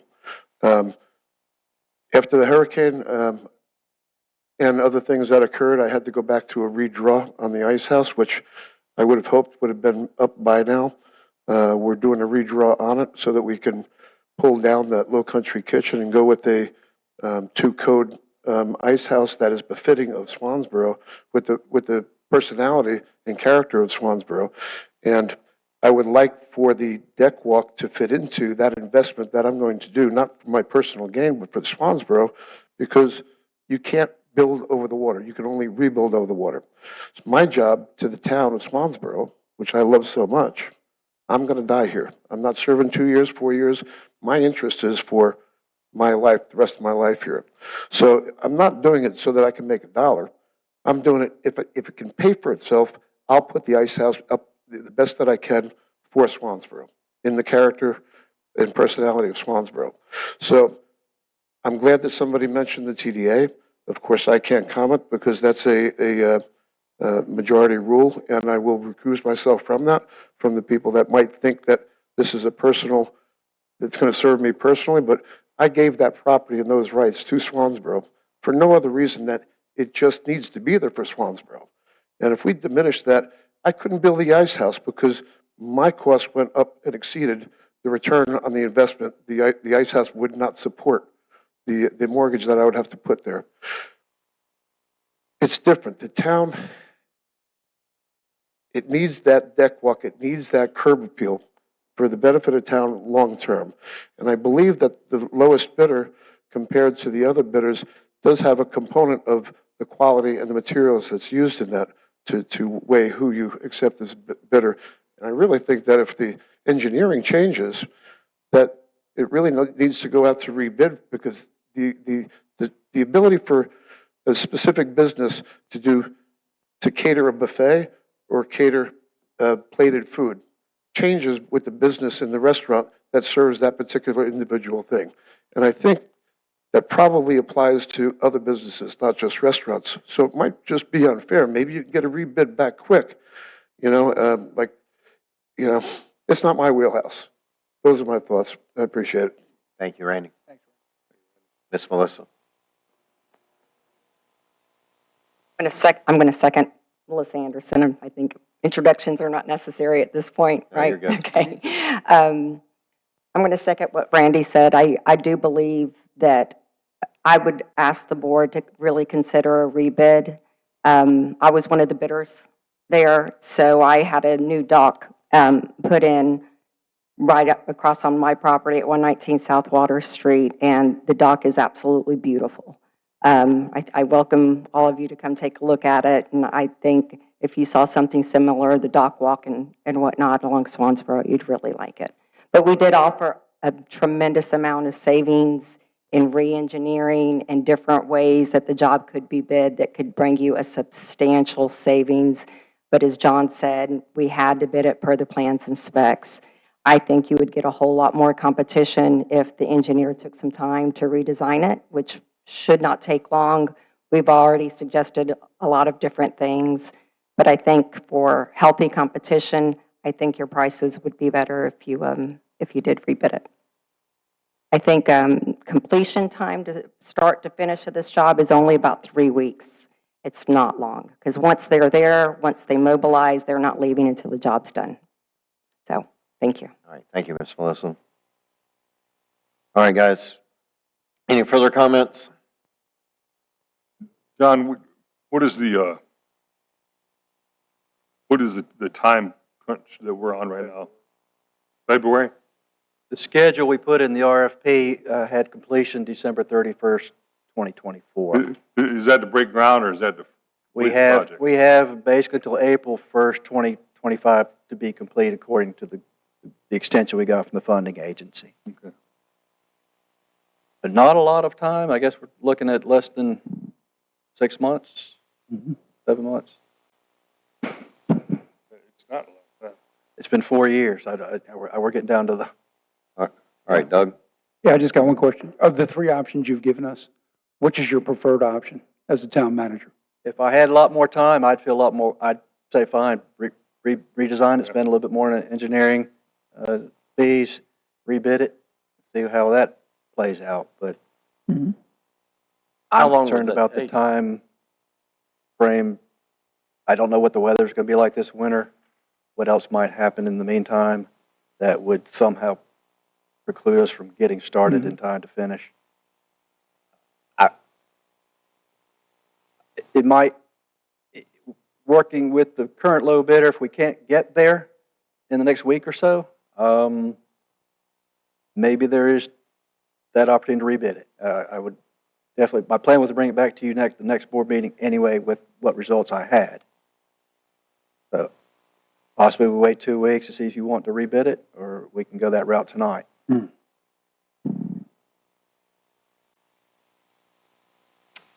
Pat?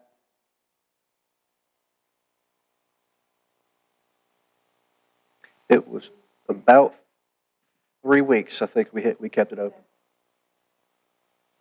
I don't think there is I don't think there's a 10-day limit. I don't think. Go ahead. You can pick a time. That 3 weeks is just in the specifications, but you see 30 days, you see 60, you see 90 days. Since it's already been out there, I doubt you need to go 3 more weeks, since most of the contractors around here have seen it. It's not a real complicated project that we might go 10 days, maybe 2 weeks at the most, to open that back up. The only problem is I got to go back to Arundel engineers and say, okay, guys, let's look at this again and design it. I don't know what their schedule is as far as, yeah, we can get to that pretty quick. I don't know.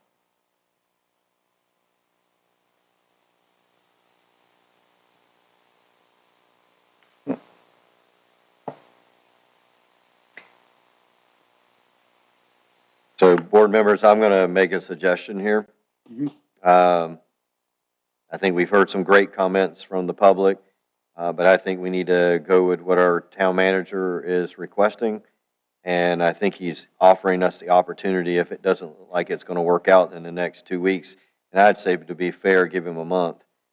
If it doesn't work out in a month, then we can come back and we've only lost a month. But I still think you got the same long pole as the engineering, or the unknown pole, if I may, as the engineering design. So that'd be my suggestion. So then we go back to the next lowest bidder then? Is that what No, we you'd do? have to put it completely out to bid. Rebuild? Yep. But my suggestion is to let John run with this for at least 2 weeks, if not for a month. And if he's not having success, then we have to trust him to bring it back to us and say, hey, we need to send this back out. Well, that is why we hired him, right? Well, we hired him.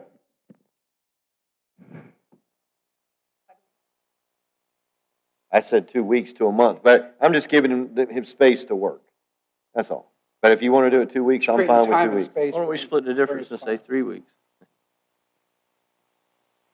Our reports. Okay, Next meeting. that's fine. Yes, ma'am. I'm fine with that. All right, you guys good with that? All right. So do you need a formal motion, or you know what you got to do? I know what I got to do. All right. So we'll see you in 2 weeks.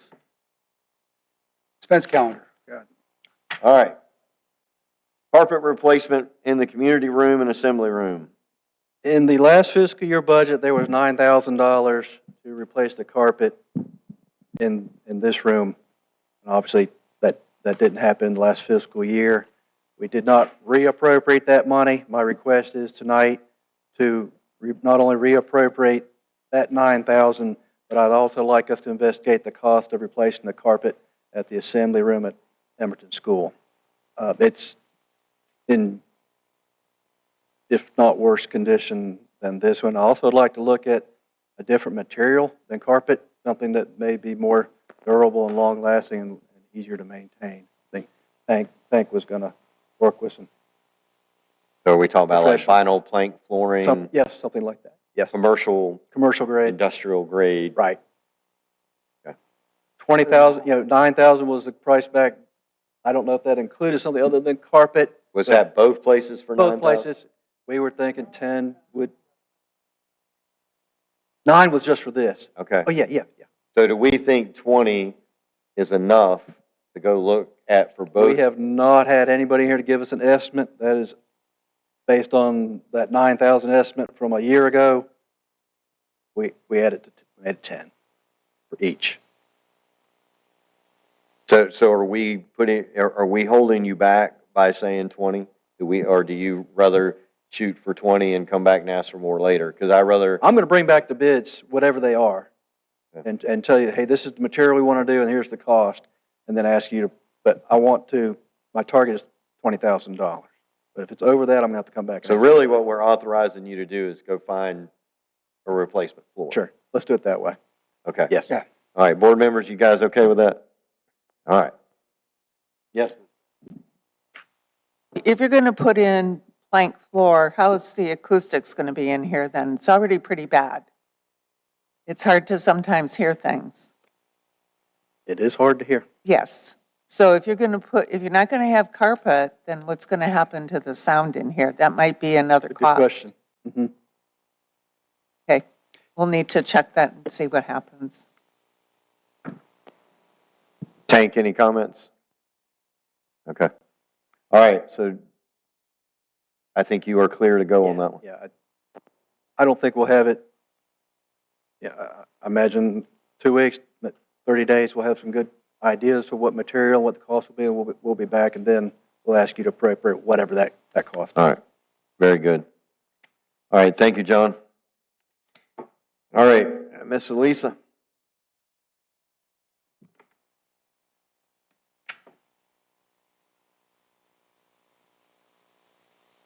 Good evening again. With the appointment made this evening for Mr. Seaton and his coming off the planning board, we'll have board appointments at the next meeting for planning board. So that'll be an item that's not on your list that we'll be adding. Okay. We will actually have to formally remove him because we did not formally remove him tonight. Well, he can resign Or And if he chooses to if resign, he that did- makes it easy yeah, if you and do so that. you don't have to do anything if he Okay. does that. All right. So And Jerry, with- is that what you're going to do? Makes our life easy? Okay. We Yeah, can, why don't you wait until? we can explore that Okay. as well. All right, very good. All right, thank you. Also with Mr. Prain's wanting at least 2 residents, whoever he picks will come back to the board for approval as well. Okay, very So good. it could possibly be that meeting depending on how he works that out. Okay, So in addition to those, on August 27th, we will have the fund balance threshold resolution. The True Justice Community will be, or the True Justice Corporation will be providing a community presentation, and we'll also have a public hearing on the UDO text amendment for boat storage. We do not have anything specifically planned right now for September, but you know, it's always ever changing. okay. If possible, can we please get the beautification committee discussion on that week? And I do believe we're going to get at least a one-pager on concept and idea from Cynthia, what her vision was when she presented that to the board of what that committee would look like. I believe you're going to try to get it to us by this coming Tuesday, so the board and the staff will have a chance to look at it and make suggestions or augment it or whatever at that. If we could get that one on that one. I would like, I'm going to ask for this, and I'm going to go ahead and ask for it on the 27th. I've had a couple citizens call me, and I think they have a legitimate concern. Board members, you can agree or disagree, but Jacksonville has already taken action on this, and that is a concern with vape shops, especially as how close they are to schools and churches. So I'd like to see that get on the agenda ASAP. If necessary, have an emergency meeting to discuss that. That's how serious I think that is. So vape shops, is board okay with that? All right, I've got nods all the way across. Vape shops. Oh, yeah. Okay. I take it you're asking for a restrictive ordinance in this meeting? Yes, that is where I would be going with that. We need to get the attorney contract. If you don't have that on the list, we need to make sure that's on the radar. You got that one? Okay. Contract for Miss Amelia, signed in blood for eternity or something, I think. So we need to get that done, please. Get that back on the agenda. I know we took it off for some good reasons, but we do need to get that back on. And my last one that I have is we need to figure out a vehicle for our planning and permitting department and see if we can get them a newer vehicle that's not, it looked like Sanford and Son today. So we need to help my friend Paul out, and so if y'all can come up with something, it does not have to be, Paul, I'm not going to go get you a Cadillac, but I want to get you something. There's an El Camino for sale. El Camino, hey, how about an El Camino? Right on Does the that work? All right. So otherwise, I guess we're going to have Dwayne escort you around. I mean, but if John, if you could look at that and see what options there are for us, please. No EVs. No EVs. 100%. No EVs. All right. That's my list of things I believe in terms of future agenda items. Board members, what would y'all, go ahead. One, put it in the budget for the pickleball court. Right. I'd like to talk about that. Keep it from just dying on the vine. Okay. So that's the only thing I've got. All right. Pickleball court. So Anna, can we get that in the next 2 or 3 meetings? 2 meetings maybe? All right. Put it on Sarah. Tell Sarah the mayor said, because that girl's working hard. Yes, sir. How do we advance the ball of getting one more addition, one of those priorities in the sidewalk plan closer to Yeah, the we goal do need line? to get sidewalk discussion. We've been talking about that for a long time. Fair enough. That needs to come forward. Can we do that on the 27th, John? At least do a review, or do you got too much on your plate? I know we're asking a lot of you.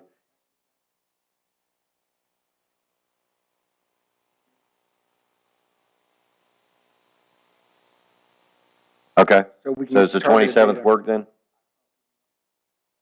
Okay. Okay, awesome. All right, Jeff or Pat? Thank you.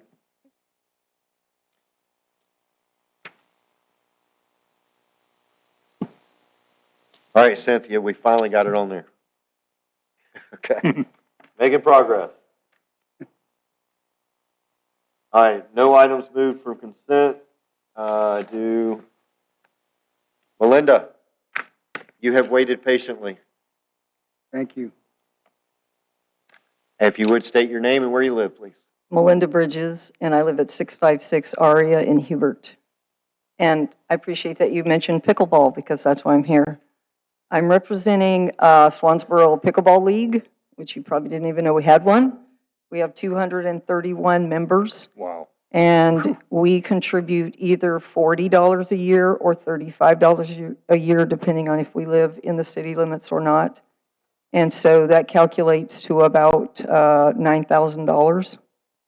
And then we have $5 fee for people who are walk-ups, and that contributes another $2,000 to $4,000 a year. And it is our understanding that our budget for pickleball is $1,000. And so we have contributed $10,000 and we get $1,000, according to Sarah one day about a month ago. And that is not enough for the equipment needs that we have. I don't know if you know anything about pickleball, but a pickleball is good for about 20 games. And we're using them for more than 100 games in the heat. And we don't have enough money in the budget to even afford the balls. And I know Anna has ordered some, or is ordering new nets. They wear out. And so we want to know why we can't get an increase in our budget if that's the case, when it's free to use the splash pad and it's free to use the tennis courts and it's free to use the walking path. It's free to use the soccer fields, but we have to pay to come set up pickleball nets on the tennis courts. The tennis players don't pay. And we have never had an explanation for that. And so we just wanted to know if that is currently our budget and what we can do to get an increase of the budget to, say, at least $2,500 of the $10,000 that we contribute. I mean, I could tell you more numbers about that, but and having a dedicated pickleball courts, Swansboro is missing the boat, because other cities around, Havelock, New Bern, Moorhead, have dedicated pickleball courts, and you can have tournaments and make your money back very, very quickly. And so I don't know what $150,000 will buy with a pickleball court. I think that's fantastic, but maybe we could look into that a little bit farther, or put that on the agenda at some point. Okay. Well, thank you, Ms. Melinda. And I know Joe's he's chomping at the bit to get to that microphone on this one because pickleball is important to him. But I will say that we do have $150,000 in the budget for a dedicated pickleball court. And I think that's, we'll see. Well, thanks to Joe. That's right. Now, in terms of people paying to use the facilities, unless something's changed, I do know the Soccer Association has to pay a lease to be able to use those soccer fields. Now, coming out of youth sports, I haven't done a whole lot of adult sports, a little bit through my life, but from my perspective, equipment is typically provided by the people participating in the sport, not by the facility. That's my experience. With soccer balls, you bring your soccer balls. Basketball, you bring your basketballs. So that's my experience. And so it's okay. I just want to know, then what would our $40 be for? Yeah, ma'am. Thank you. Okay.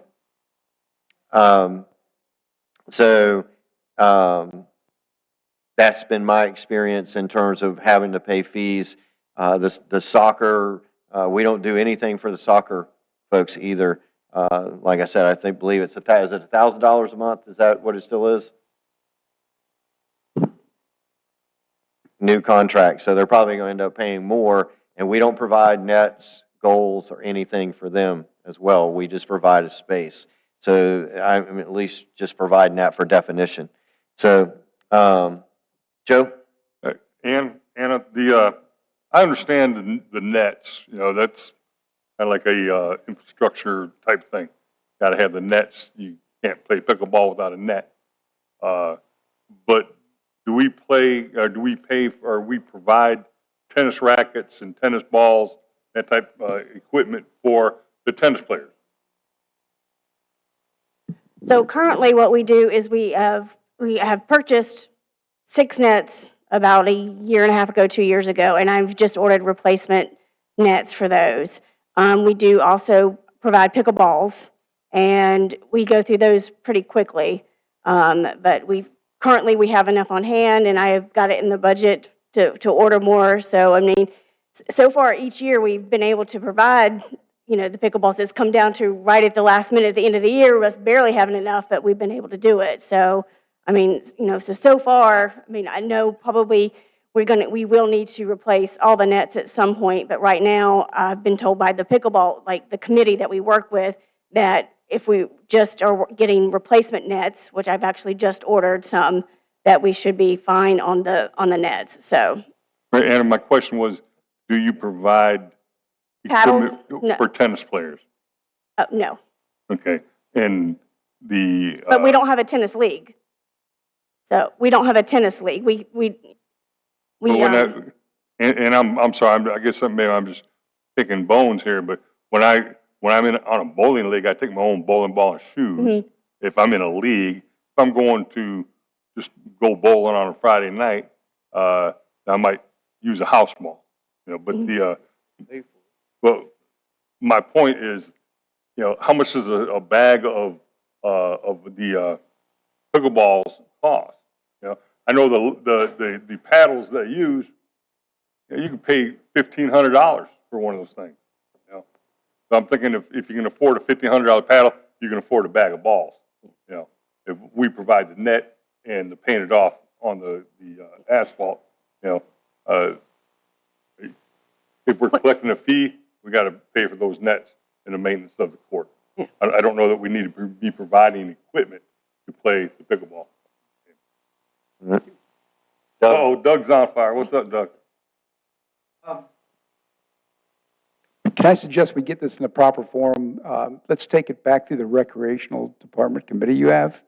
Let's have some recommendations, and you can bring it for us when you guys are ready for a decision, because right now I think we're reaching way down below our pay grade on this one. Yeah. We haven't given you guys an opportunity to bat up some recommendations for us and tee some stuff up. So I just recommend that we suspend any decision for tonight, no motions, and then hand it back to you guys and bring us some recommendations forward based on some of the things we've talked about.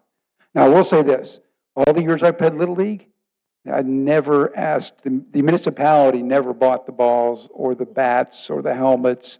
We as kids went out and we fundraised for that kind of stuff.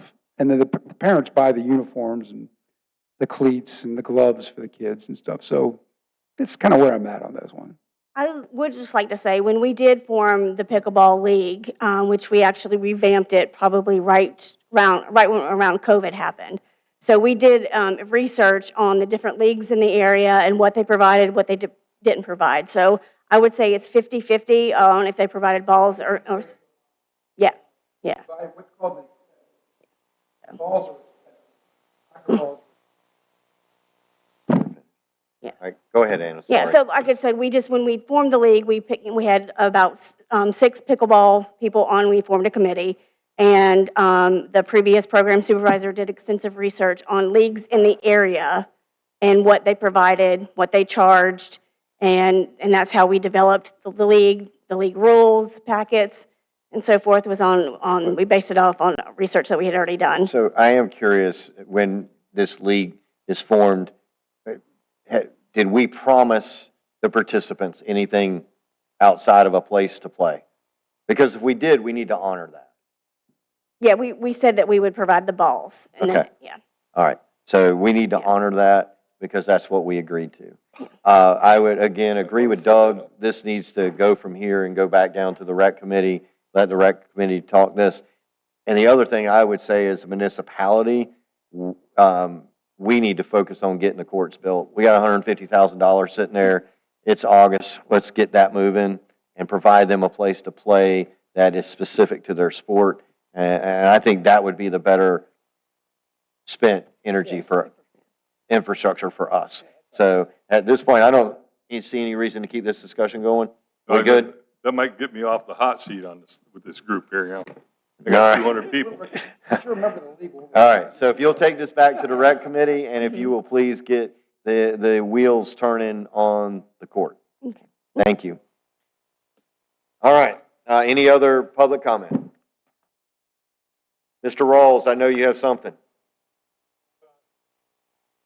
All right. He just enjoys All right, how about seeing Miss Lovejoy? All right, so microphone. I know you're trying to avoid that microphone. Are you still interning with us? Oh. Come, yep. You're doing great now to your right a little bit. You missed it. I'll come up. Yep, you're almost there.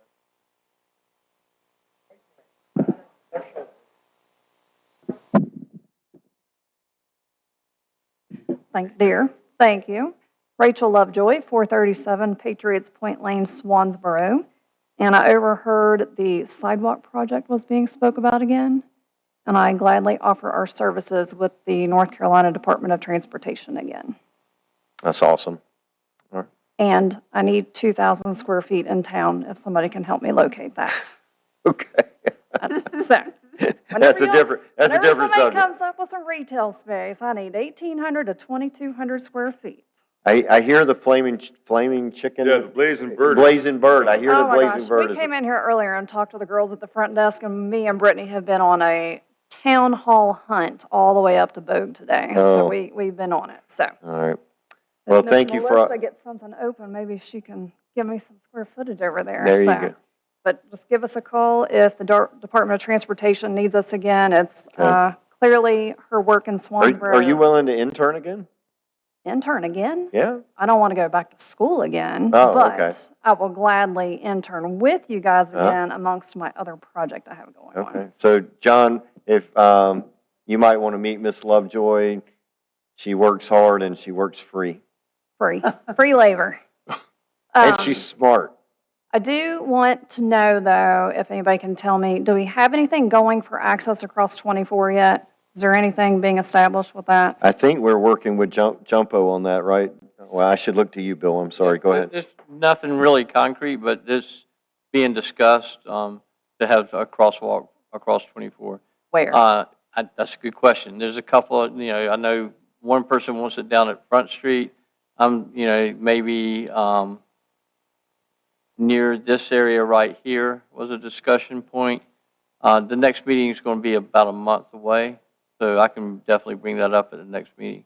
Okay. If you need me to come and speak, I will gladly do so. Okay. And that's all I got Yeah, for you but guys. there is discussion about it, but discussion gets you nowhere unless you put it into action, so. Well, you got to put a face Yep. to the reason.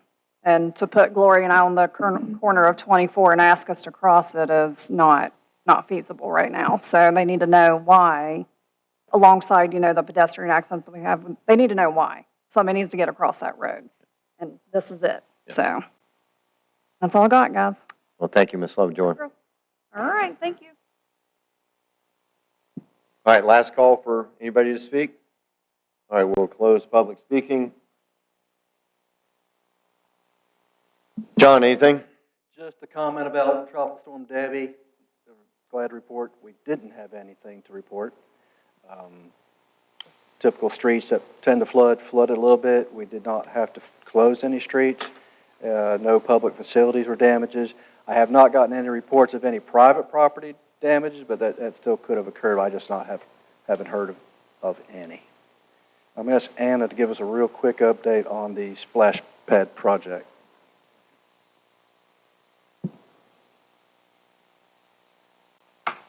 So the splash pad renovation project has begun. We started probably about 3 weeks ago. We've had 2 weeks of delay because of weather last week because of the tropical storm. And then when we first started was we just had rain several days throughout the week. What has been completed is the 5-foot area of concrete that is that extended the splash pad and the pavers that are right in front of the splash pad building. We couldn't put concrete there because of the electrical that goes under is under the ground. So last week, the seating wall was supposed to be installed as well as the footings for the shade structures. However, because of the hurricane, that has been delayed. So now I'm just waiting on new dates to start. Right now, it's pretty muddy, and they're probably going to have to, the company that's doing the seating wall is probably going to have to come and reflatten and regrade all the dirt. And the other area for the footings, like I said, it's pretty muddy. And I've sent him pictures on Monday. And it's like I said, we're just waiting back for a new start date on that. All right. So, but it's coming along. I mean, if we didn't have the weather, we'd be further along. All right, Ms. Anna, thank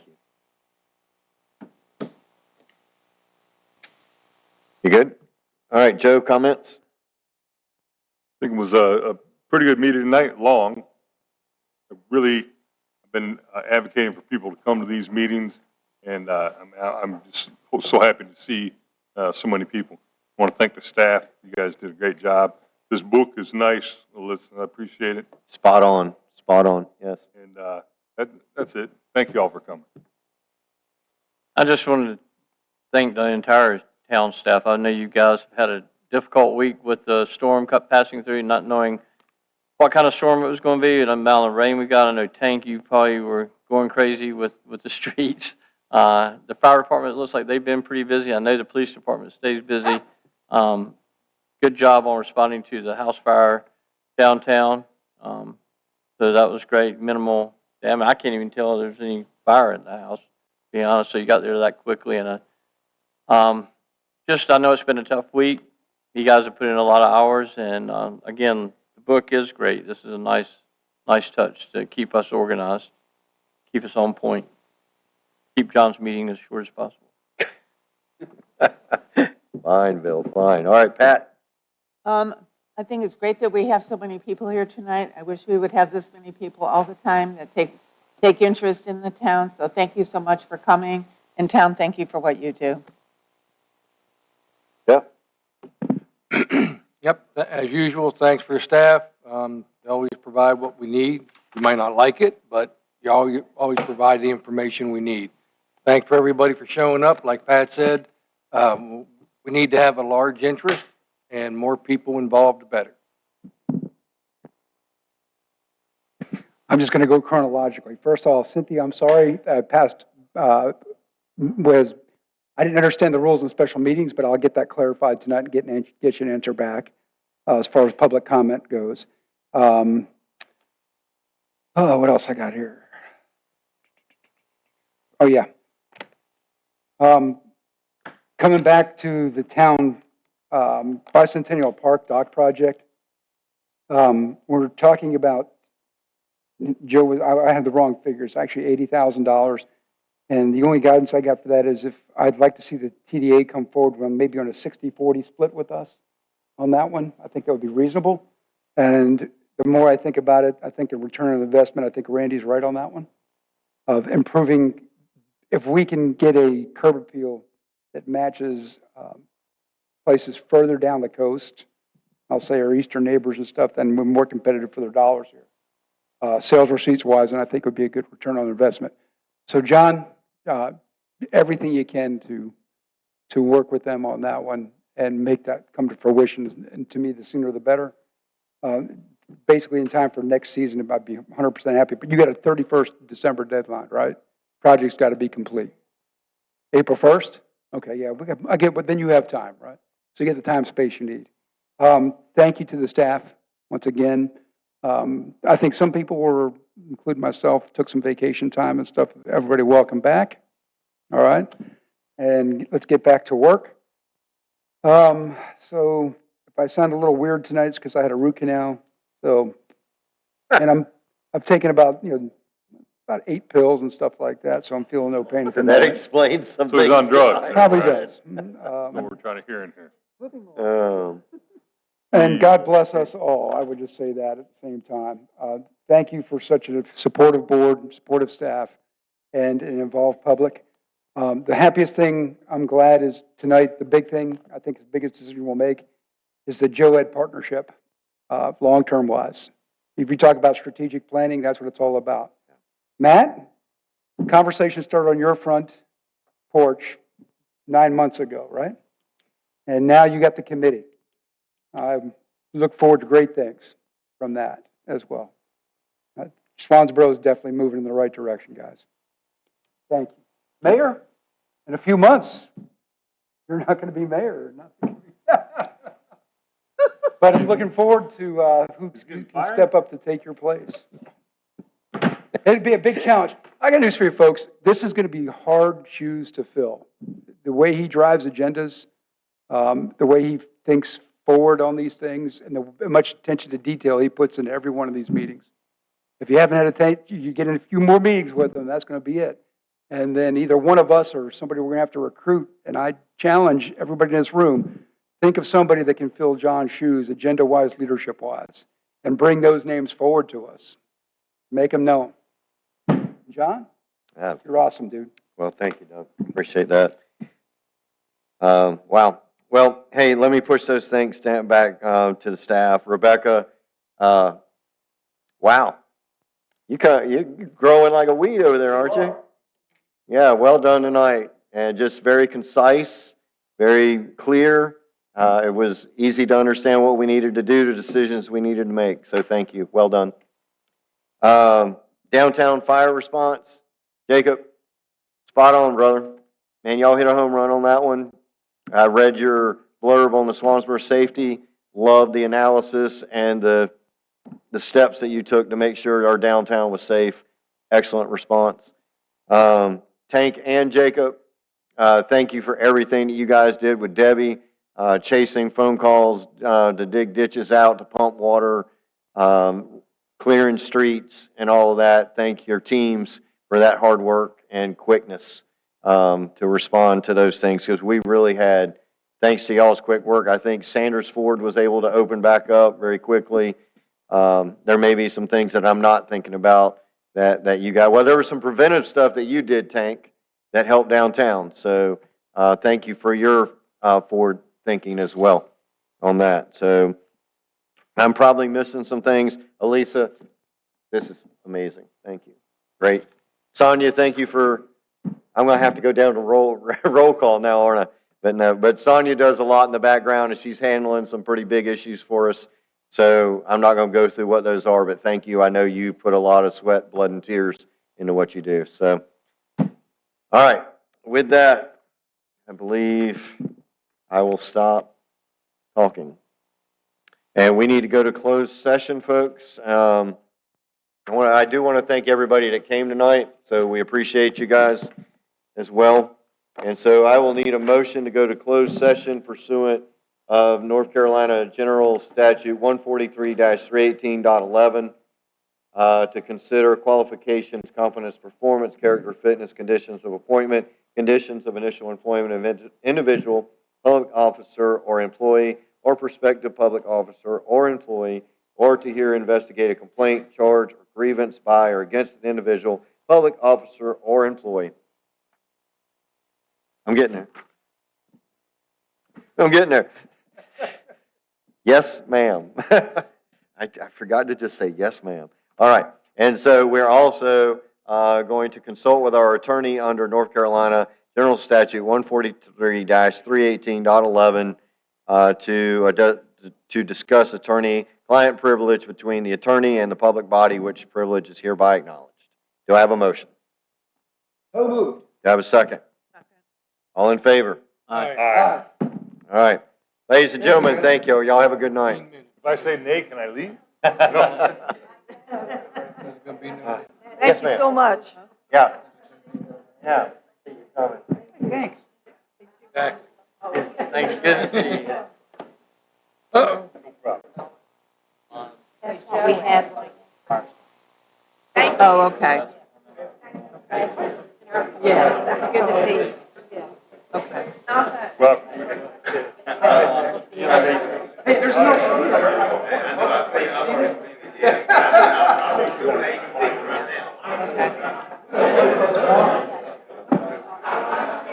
Okay.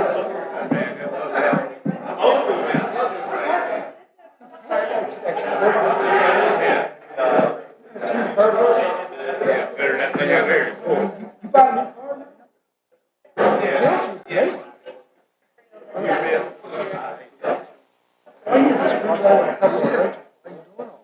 are we going to get back that are policy?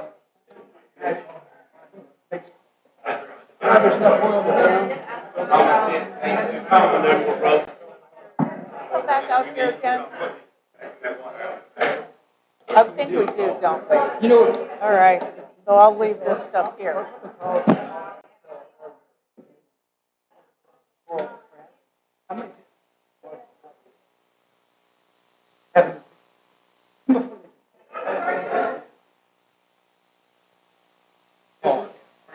Hook up the computer. That's on.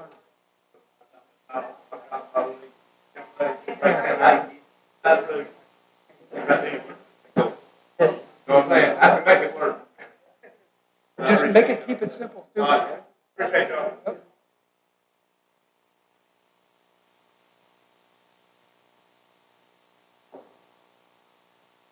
Trust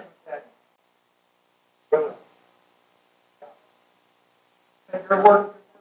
Words. No,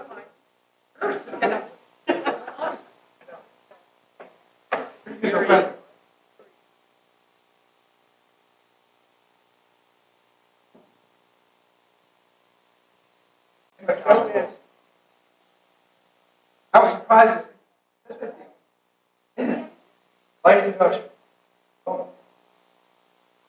They're not going to.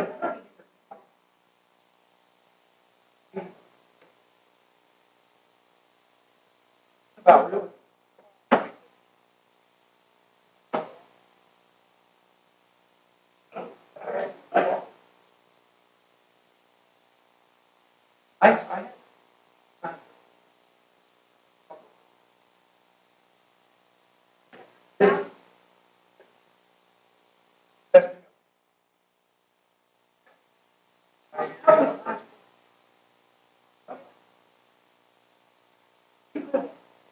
I remember.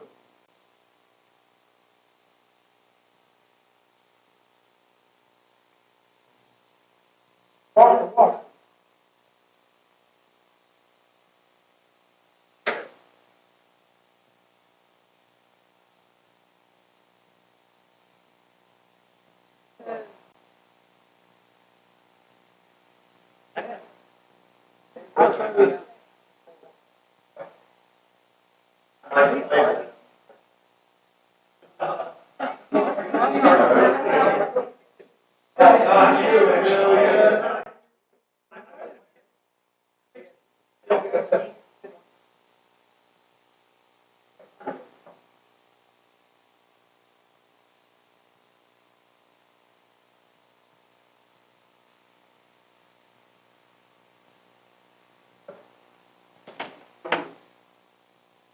Right, they are.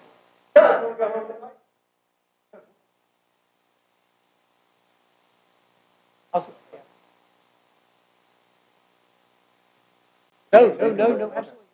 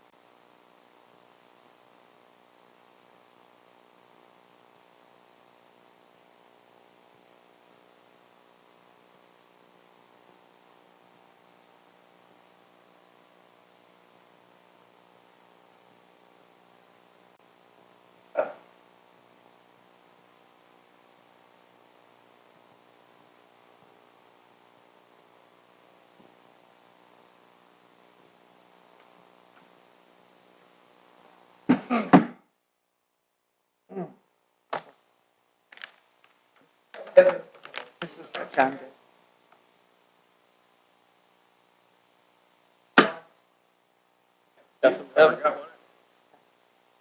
It's good though.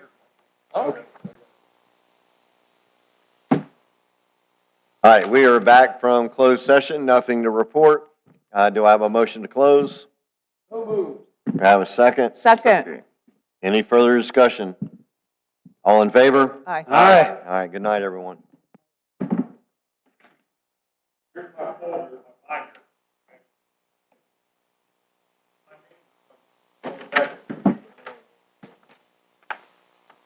This is passing. This is a closed session document.